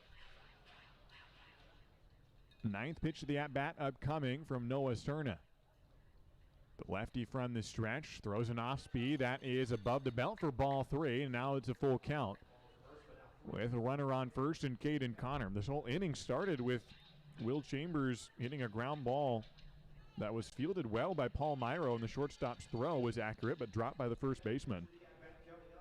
And it did not get better from there for the Walla Walla Sweets, a home run later on. Here's the payoff, and Wade Meckler rips it down the line in right field. It'll get to the fence on 2 hops. Caden Connor will be waved around trying to score from first base. He was running on the delivery. The throw home is not in time. Caden Connor scores from first on a 2-out double by Wade Meckler, who has his first RBI as a Ridgefield Raptor. And Ridgefield takes a 13-2 lead on Wade Meckler's first double as a Raptor. The bottom of the 7th inning has gone absurdly well for Ridgefield. 5 runs in this frame. John Peck comes up. It's an 11-run lead for Ridgefield. RBI double for Wade Meckler that landed a few feet fair down the right field side and got to the fence on 2 bounces. Caden Connor was stealing on the play. After all, it was a full count with 2 down. And so he had a good jump and was able to come all the way home on the double by Wade Meckler. With 2 down, it's John Peck to the plate. Runner in scoring position, and Peck hits one into right center field. It'll get down for a base hit. And John Peck is going to break the record for single-game RBIs as Wade Meckler trots home. John Peck wants a triple. He rounds second. He'll dive in head first without a throw. John Peck gets his first triple of the year. He's got 2 home runs, a triple, 6 RBIs, which is the most RBIs in a single ball game for any Ridgefield Raptor player. And Ridgefield takes a 14-2 lead in the bottom of the 7th inning. We've batted around the order, and Brady Casper will get his first at-bat of the day. He came in as a pinch runner earlier this inning. This is now the 2nd most runs that Ridgefield has ever scored in an inning in team history. The most is 9, but the 2nd most is 6. One more run if they scored John Peck from third would be sole possession of second place. John Peck at third base after his first triple as a Raptor.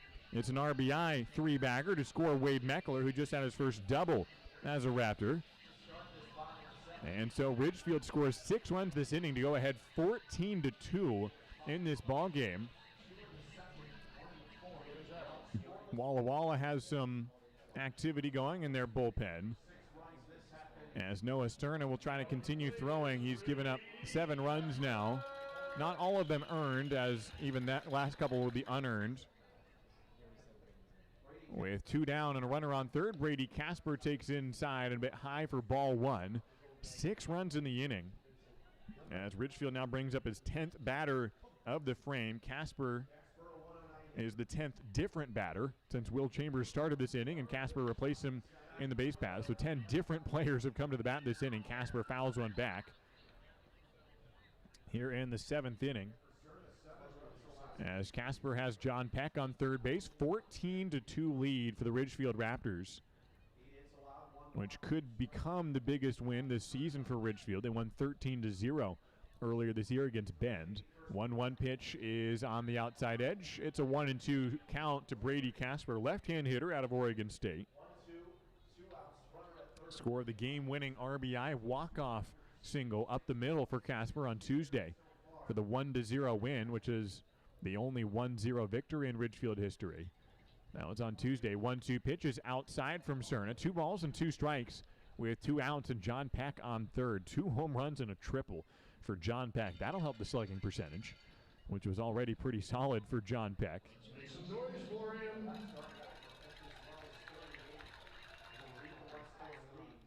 The 2-2 pitch misses. John Peck thinks about running home as the pitch gets behind the catcher, but not too far, and he holds at third.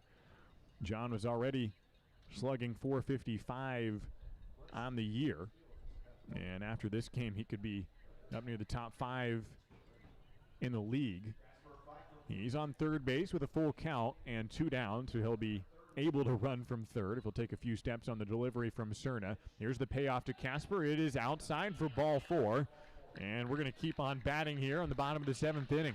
Cody Darcy comes up. He is the first player this inning to get 2 at-bats, the 11th batter of the inning, as Ridgefield is batted around the order, and then 2 more. A walk for Casper. This inning has gone error, single, strikeout, single, home run, flyout, single, double, triple, and walk. So Ridgefield has hit for the cycle as a team this inning. And Cody Darcy played a role in that with one of the 3 singles. With 2 outs, he steps to the plate and swings and misses the pitch from Cerna. Runners on the corners, 2 down. Ridgefield 14, Walla Walla 2. The Raptors up to 16 hits on the day to the 8 hits for the Walla Walla Sweets. The Ridgefield in firm control here in the series opener. Tomorrow's ball game at 6:35. Cody Darcy with the 0-1 pitch. He takes high for ball 1. Bend is up 5-2 over the Portland Pickles in the 7th inning. That's a good sign for Ridgefield. Final score from Bellingham. The Corvallis Knights win that ball game in comeback fashion, 2-1 over the Bells. Cowlitz is running all over Port Angeles, 13-4, and yet they're not the highest scoring team around the West Coast League tonight, and that's Ridgefield with 14 runs. So Cowlitz is going to be surprised when looking at the scoreboard. What, we didn't score the most runs tonight? How is that possible? And of course, they still got it's top of the 9th, so they've come to the plate for the last time, unless Port Angeles would score 9 runs in the top of the 9th. Foul ball from Darcy. It's a 1-2 count with 2 down. Runners on the corners. Bottom of the 7th inning with Ridgefield already scoring 6 in this frame. Cerna comes to the plate with the 1-2 pitch. It's high and outside for ball 2. On third base is John Peck. On first base is Brady Casper. And Cody Darcy at the plate with a 2-2 count. Outfield playing pretty deep for Cody, who has a home run on the day, a single and a double. He does not have a triple on the year. 2-2 pitch is on the inside corner for strike 3. And Ridgefield does strand 2 runners, first and third here, but they do get 6 runs in on the inning. It was a total of 6 hits on the frame and 6 runs. And so it's a 14-2 ball game here for the Ridgefield Raptors. We head to the 8th inning from the Rourke. Walla Walla coming to the plate after this, and we'll see if Jet Lotus comes back out for another inning for the Raptors. And we'll see if he does after the break. 14-2, the Raptors lead it from the Rourke. Every time Taco Bell's nacho fries returned, those Mexican spices were drawing something closer to the surface. And once they taste that warm nacho cheese sauce, they won't stop till there's nothing left. Can the Fry Force save the world and the nacho fries we love? So either we fight together, or we fry alone. Or will the monsters devour us all? Get your nacho fries today while you can. Now serving at a Taco Bell near you. At participating U.S. locations for a limited time only.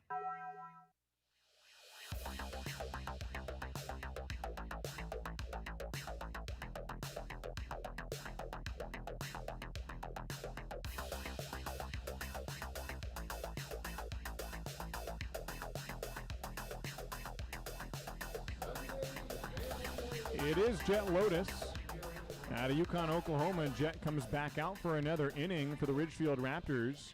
He got the final 2 outs of the 6th with a 1-2-3 inning in the 7th, and coming back out for the 8th inning. His longest appearance on the year is 4 innings.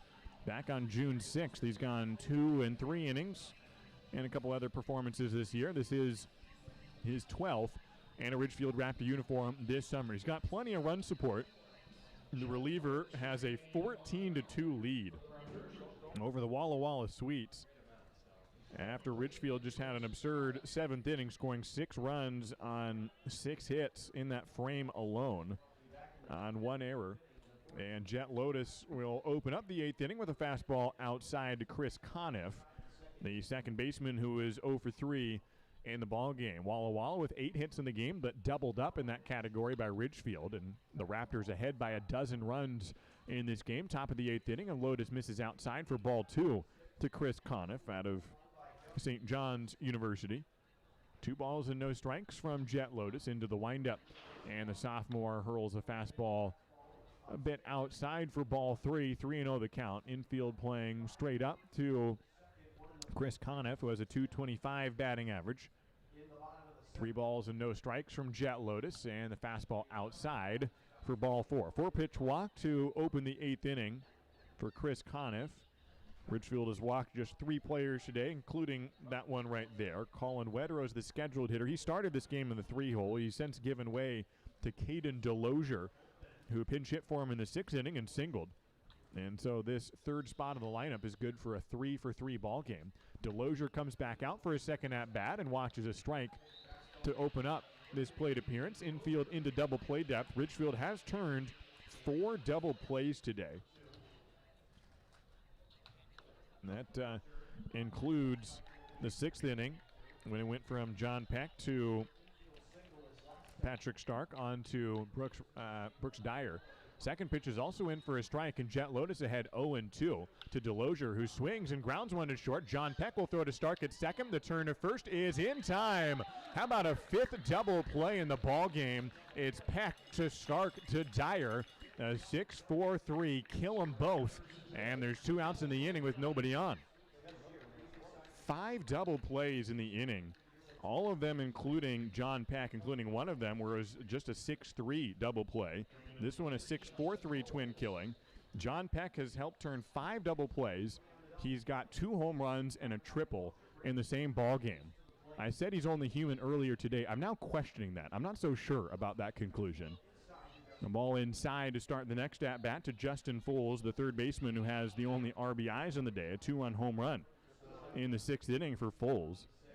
He did also hit into a double play, in fact, 2 of them. So he's had quite the disparate day at the plate. He swings at the changeup from Jet Lotus down to 79 miles an hour. How about that? You're hurling 95, and then you just drop a little 79 mile an hour deuce in there, or a changeup, I mean. 1-1 pitch from Lotus goes back to the fastball, and it misses 2-1 the count, 2 down, and nobody on base. Top of the 8th inning. 14-2, the lead for the Ridgefield Raptors. Out of the windup, a fastball that's hit high in the air in the infield. Lotus drifting over for it, the third baseman calling, and Darcy makes the catch. The inning is over. Jet Lotus gives up a leadoff walk, but a double play helps him face the minimum here in the 8th inning. We head to the bottom of the 8th, and Ridgefield will come up to the plate, most likely for the last time. They're up by a dozen runs. Can they add some more on the scoreboard? It's the Raptors 14 and the Walla Walla Sweets 2. Baseball is back, and Peace Health is excited to once again sponsor the Ridgefield Raptors as they vie for the West Coast League title. Raptors games make a great family outing. Bring the whole crew to the ballpark to enjoy a safe, fun outdoor event featuring the thrills of Raptors baseball. As the largest health provider in Clark County, Peace Health is ready to step up to the plate and keep your family in the game, whether it's a routine appointment or specialty emergency care. Peace Health and the Ridgefield Raptors, two great teams. C-Tran is your public transit system offering service in Clark County and beyond. Catch local service in Clark County, regional and express run, and leave the driving to us. Visit c-tran.com for more information. C-Tran, our community, our promise.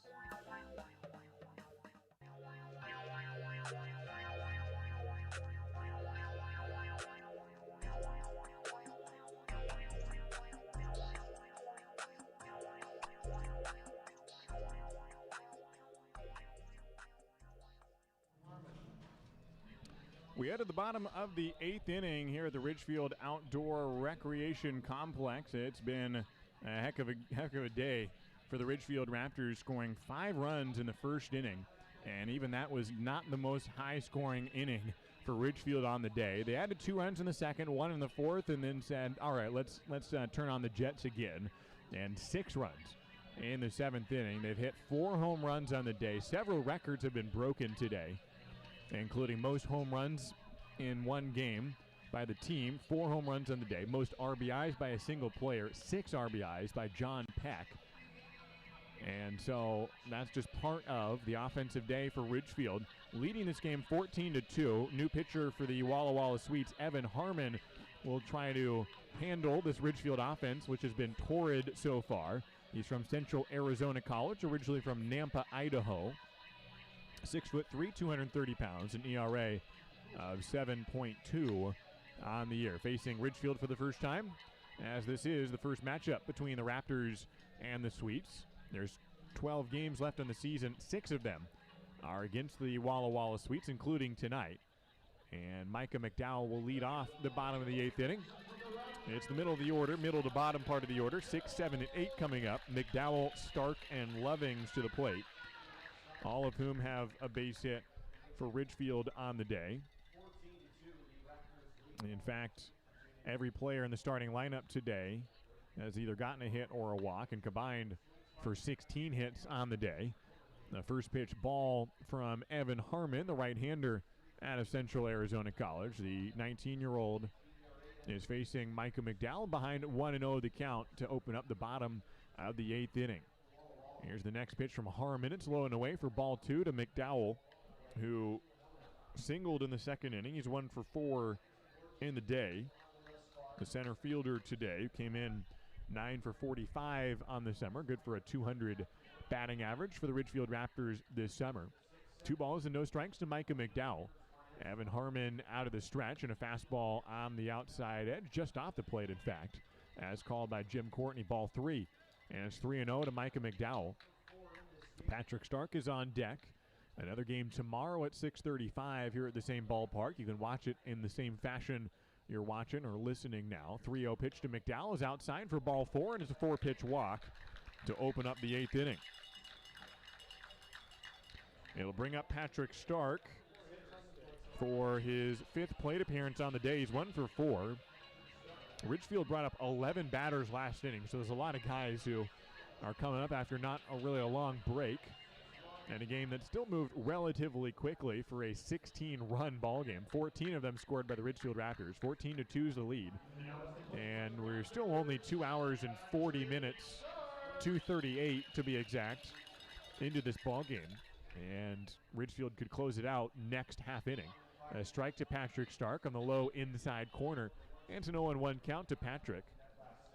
Similar to Micah McDowell, he came in 1 for 4. McDowell added a walk. Patrick Stark now in his 5th plate appearance in the ball game. The 0-1 pitch is grounded foul on the third base half of this ballpark, and it's an 0-2 count to Patrick Stark.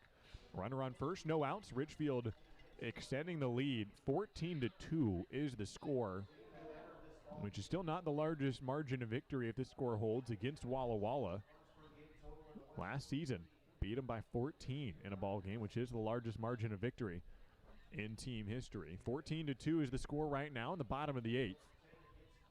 Outfield playing straight up, with the center fielder playing shaded slightly towards left center. The 0-2 pitch runs away on the slider from Evan Harmon for ball 1. 1-2 is the count to Patrick Stark, with nobody out here in the bottom of the 8th inning. After that 6:35 game tomorrow, we've got the afternoon Sunday game at 1:05. The 1-2 pitch, Stark flails at it and does not get a piece. It's strike 3 on Patrick Stark. 1 away here in the 8th inning. And Isaac Lovings is the next batter. He has a single, a walk, and a home run on the day. 2 for 3 with a 3-run homer, making his debut this season for the Ridgefield Raptors. He did play in 2019, had 14 at-bats, had just 1 single. That was his line in 2019. Today, he had that single to even up his mark from 2019 and then promptly homered later in that same game here tonight. Takes a strike at the knees. 0-1 the count, 1 out. Runner on first in the 8th inning.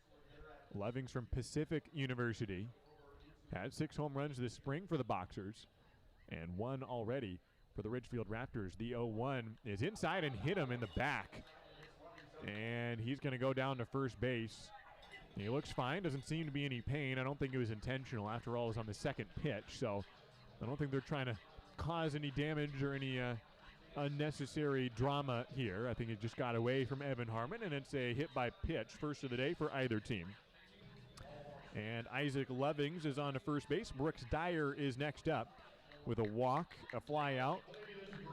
He's 0 for 3 on the day. If he gets a hit here, every Ridgefield player would have a hit from the starting lineup. Runners in first and second, 1 down, and Dyer takes inside for ball 1. Similar to Lovings, he's also making his debut on the 2021 summer for the Ridgefield Raptors. Played at this ballpark plenty of times this summer for the Northwest Star Nighthawks, which also play here or travel around the West Coast League, such as tonight when they're playing against Wenatchee. A swinging strike from Brooks Dyer, and it's a 1-1 count.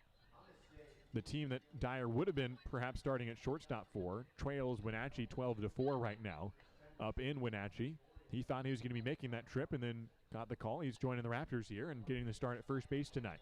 Takes the ball away. 2-1's the count to Brooks Dyer. Plays for Eastern Oregon with 1 out and runners on first and second. Here in the bottom of the 8th inning, Ridgefield already up 14-2 in this contest. Here's the 2-1 pitch to Dyer. He fights it off foul for strike 2. Final score, Cowlitz beats Port Angeles 13-4. Corvallis beat Bellingham 2-1 tonight. And the Bend Elks leading, but still plenty of time. 7th inning, they're ahead of Portland 6-2. Down at Walker Stadium, the 2-2 pitch to Dyer runs away, and it's ball 3. Full count, 1 out, 8th inning. Runners in first and second for the Raptors. They already lead by a dozen in this contest. If the Bend Elks hold on to that lead and Ridgefield holds on to this lead, the Raptors would move back into a tie with the Portland Pickles. Here's the payoff to Dyer. It is inside for ball 4. He draws his second walk of the day. The bases are now loaded for the Ridgefield Raptors here in the 8th inning. No score yet this inning, but Ridgefield scored 6 runs last frame when they had 6 hits last frame, only 1 walk. And now they got the bases loaded, 1 out, and Caden Connor will be the batter.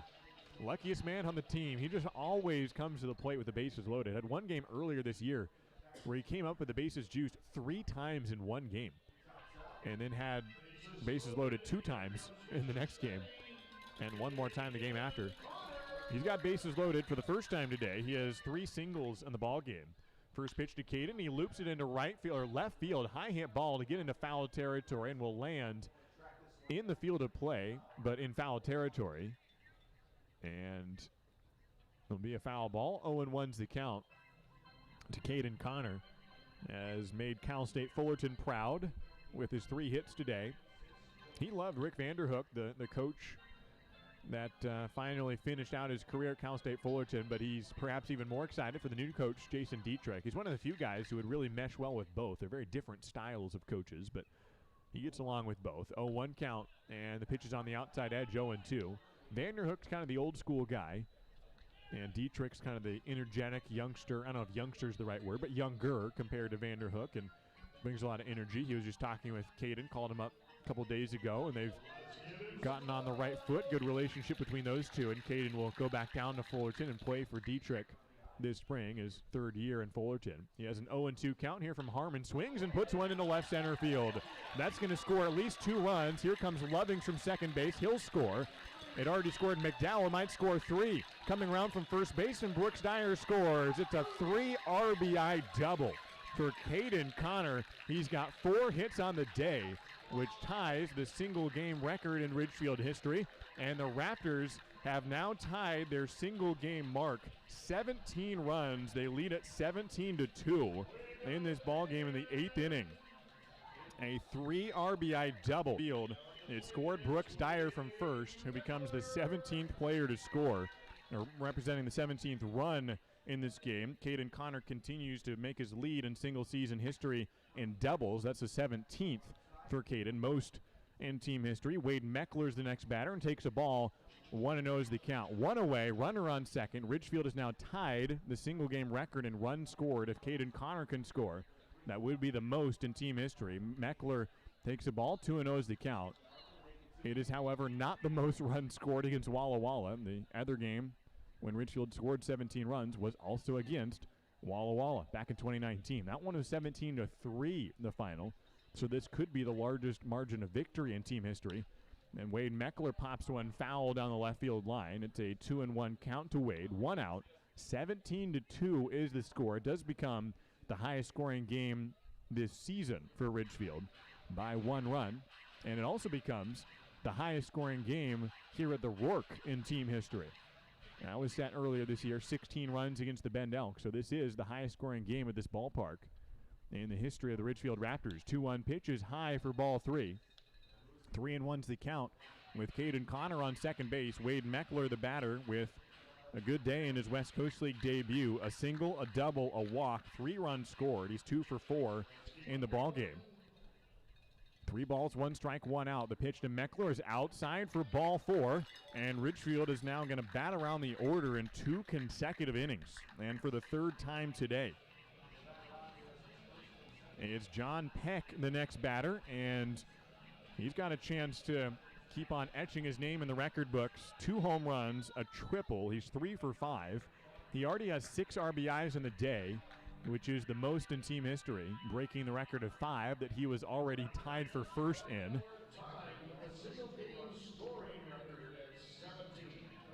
And he'll come to the plate after a mound visit from the catcher. So John Peck at the plate with runners in first and second, 1 out. And the bottom of the 8th inning continuing. Ridgefield will not come to the plate in the bottom of the 9th, we can presume, with a 15-run lead. And so if they're going to set the record for most runs in one game, it's got to be right here in this inning. John Peck at the plate, Brady Casper on deck, 1 out, runners in first and second. 17-2 is the score. John Peck, who's also helped turn 5 double plays in the ball game, and he's got 2 home runs and a triple. First pitch to John Peck is under the hands, but hits the inside corner for strike 1. 0-1's the count for John Peck. The infielder from Pepperdine University. He's from Moore Park, California. He's only spent 1 year at Pepperdine. He just turned 19 years old earlier this month. The 0-1 pitch is inside for ball 1. 1-1 the count from Evan Harmon, who's encountering John Peck for the first time today. John had an RBI triple last inning, his first triple of the year. Evan Harmon came in this inning, and this is the 9th batter he's faced. 1-1 pitch, grounded towards second, fielded on a couple hops by the second baseman. The throw from the shortstop on to first, and it's a double play. And John Peck, okay, he is human. After the 2 home runs and a triple, he grounds into a 4-6-3 double play. Ridgefield still bats around the order in the 8th inning and gets 3 more runs in the frame. They lead at 17-2 in this ball game on 17 hits. 3 runs this inning on 1 hit, and no errors, and 1 left on. We head to the top of the 9th inning. Ridgefield tries to close it out, with Jacob Acosta coming in to pitch. It is not a save opportunity for Jacob, but he'll come in to pitch the 9th inning here for Ridgefield. We'll come back for the final 3 outs of this ball game after this break. Dick Hanna Dealerships is proud to welcome everyone back to support our Ridgefield Raptors. Just in time for warm summer nights with family and friends, lounging on the lawn, or eating dogs in the stands. Feels good to be back. In business for over 70 years, Dick Hanna Dealerships is a local, family-owned business with locations in Vancouver, Kelso, and Portland. Choose from thousands of cars and 12 new car brands. Experience nice in the car business. Dick Hanna Dealerships. Believe in nice. Now play ball. Join the Ridgefield Raptors for warm sunshine, great food, and exciting top-level college baseball at the Rourke. Bring your family, friends, neighbors, and coworkers for a relaxing night outdoors this season. Your group can welcome us on the Les Schwab left field platform, the Leonard Holmes and Dick Hanna grass berms, or the First Centennial and Wellhaven Pet Health picnic areas. There's nothing like a Ridgefield Raptors summer baseball game. Get your tickets now at ridgefieldraptors.com. Go Raptors!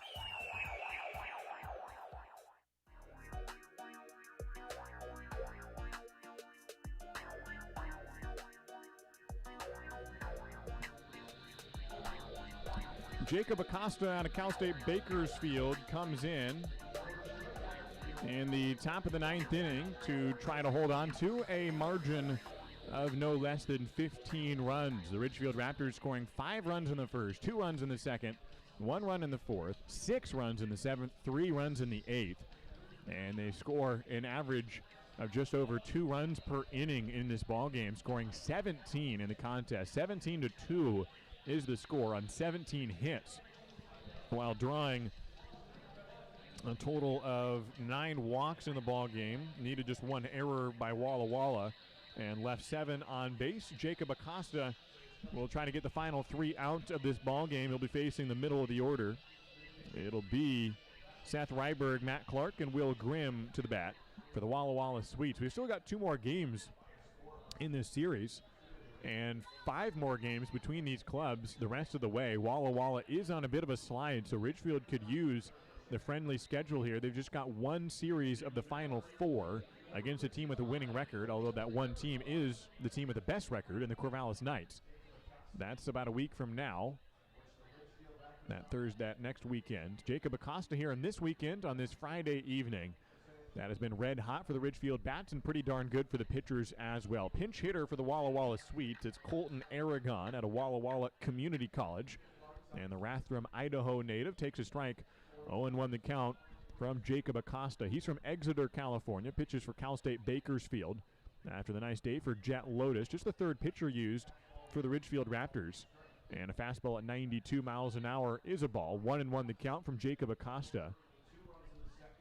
Defensive alignment, Wade Meckler in left, Micah McDowell in center. Caden Connor with his bases clearing double last inning in right field. Grounded to first, fielded easily by Brooks Dyer. He'll run it himself to first base. And an unassisted put out to start the top of the 9th inning. Walla Walla down to its final 2 outs with a 17-2 lead for the Ridgefield Raptors. It'll be Matthew Clark next up, and the 6'2" incoming freshman at University of Arizona. And with the bases empty here in the top of the 9th inning, Clark takes to the plate against Jacob Acosta. The record books continue to be rewritten tonight for the Ridgefield Raptors as Acosta throws high for ball 1. Records on the day that have been felled. Most runs here at the Rourke, 17. Most RBIs by 1 player, John Peck, 6. Most home runs in 1 game by the team, Ridgefield Raptors, 4. And those 3 have been pretty good. And John Peck's day of 2 home runs and a triple have been solid. Acosta misses low for ball 2 to Matthew Clark. 2-0 the count with 1 down. Bases empty from Acosta. Fastball hit towards second base. A field by the second baseman Stark. He throws over to first for the out. 2 down. And Walla Walla down to its final out. Will Grimm will be the batter. How about this on the week? Ridgefield won a ball game 1-0 on Tuesday. Didn't score until the bottom of the 9th inning. Had just 2 hits in that game against the Redmond Dudes, a team out of the Pacific International League. And now they're facing Walla Walla, and they score 17 runs on 17 hits. And that's baseball, I guess. It's something. It's the Ridgefield Raptors. That's the season for a team that's usually been hot. And the occasional off day, baseball teams will do that to you. But on the same week, and they have a 1-0 win and a 17-2 score in the 9th inning. Acosta drops it outside for ball 1 to Will Grimm, the designated hitter from Loyola Marymount. He has struck out a couple times today and grounded into a double play. Pinch hitter here for Walla Walla. It is Joe Ball out of Lewis Clark State from Beaverton. And he's getting his first at-bat of the day. Swings and misses that one. It's a 1-1 count with 2 down. Jacob Acosta into the windup. And the fastball gets through the barrel of Joe Ball. He tips it into the glove.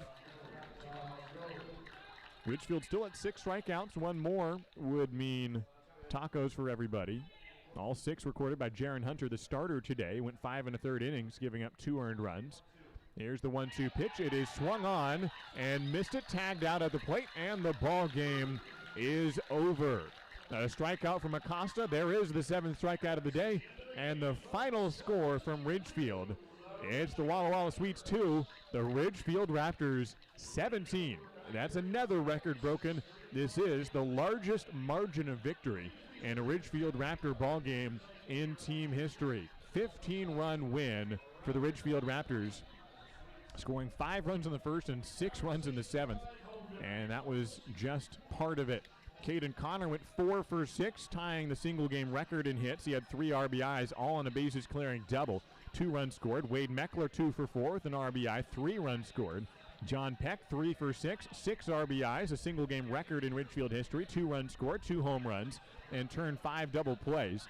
Brady Casper scored a run. Cody Darcy 3 for 5 with a home run. Micah McDowell 1 for 4. Patrick Stark 1 for 5. Isaac Lovings 2 for 3 in his debut with a home run.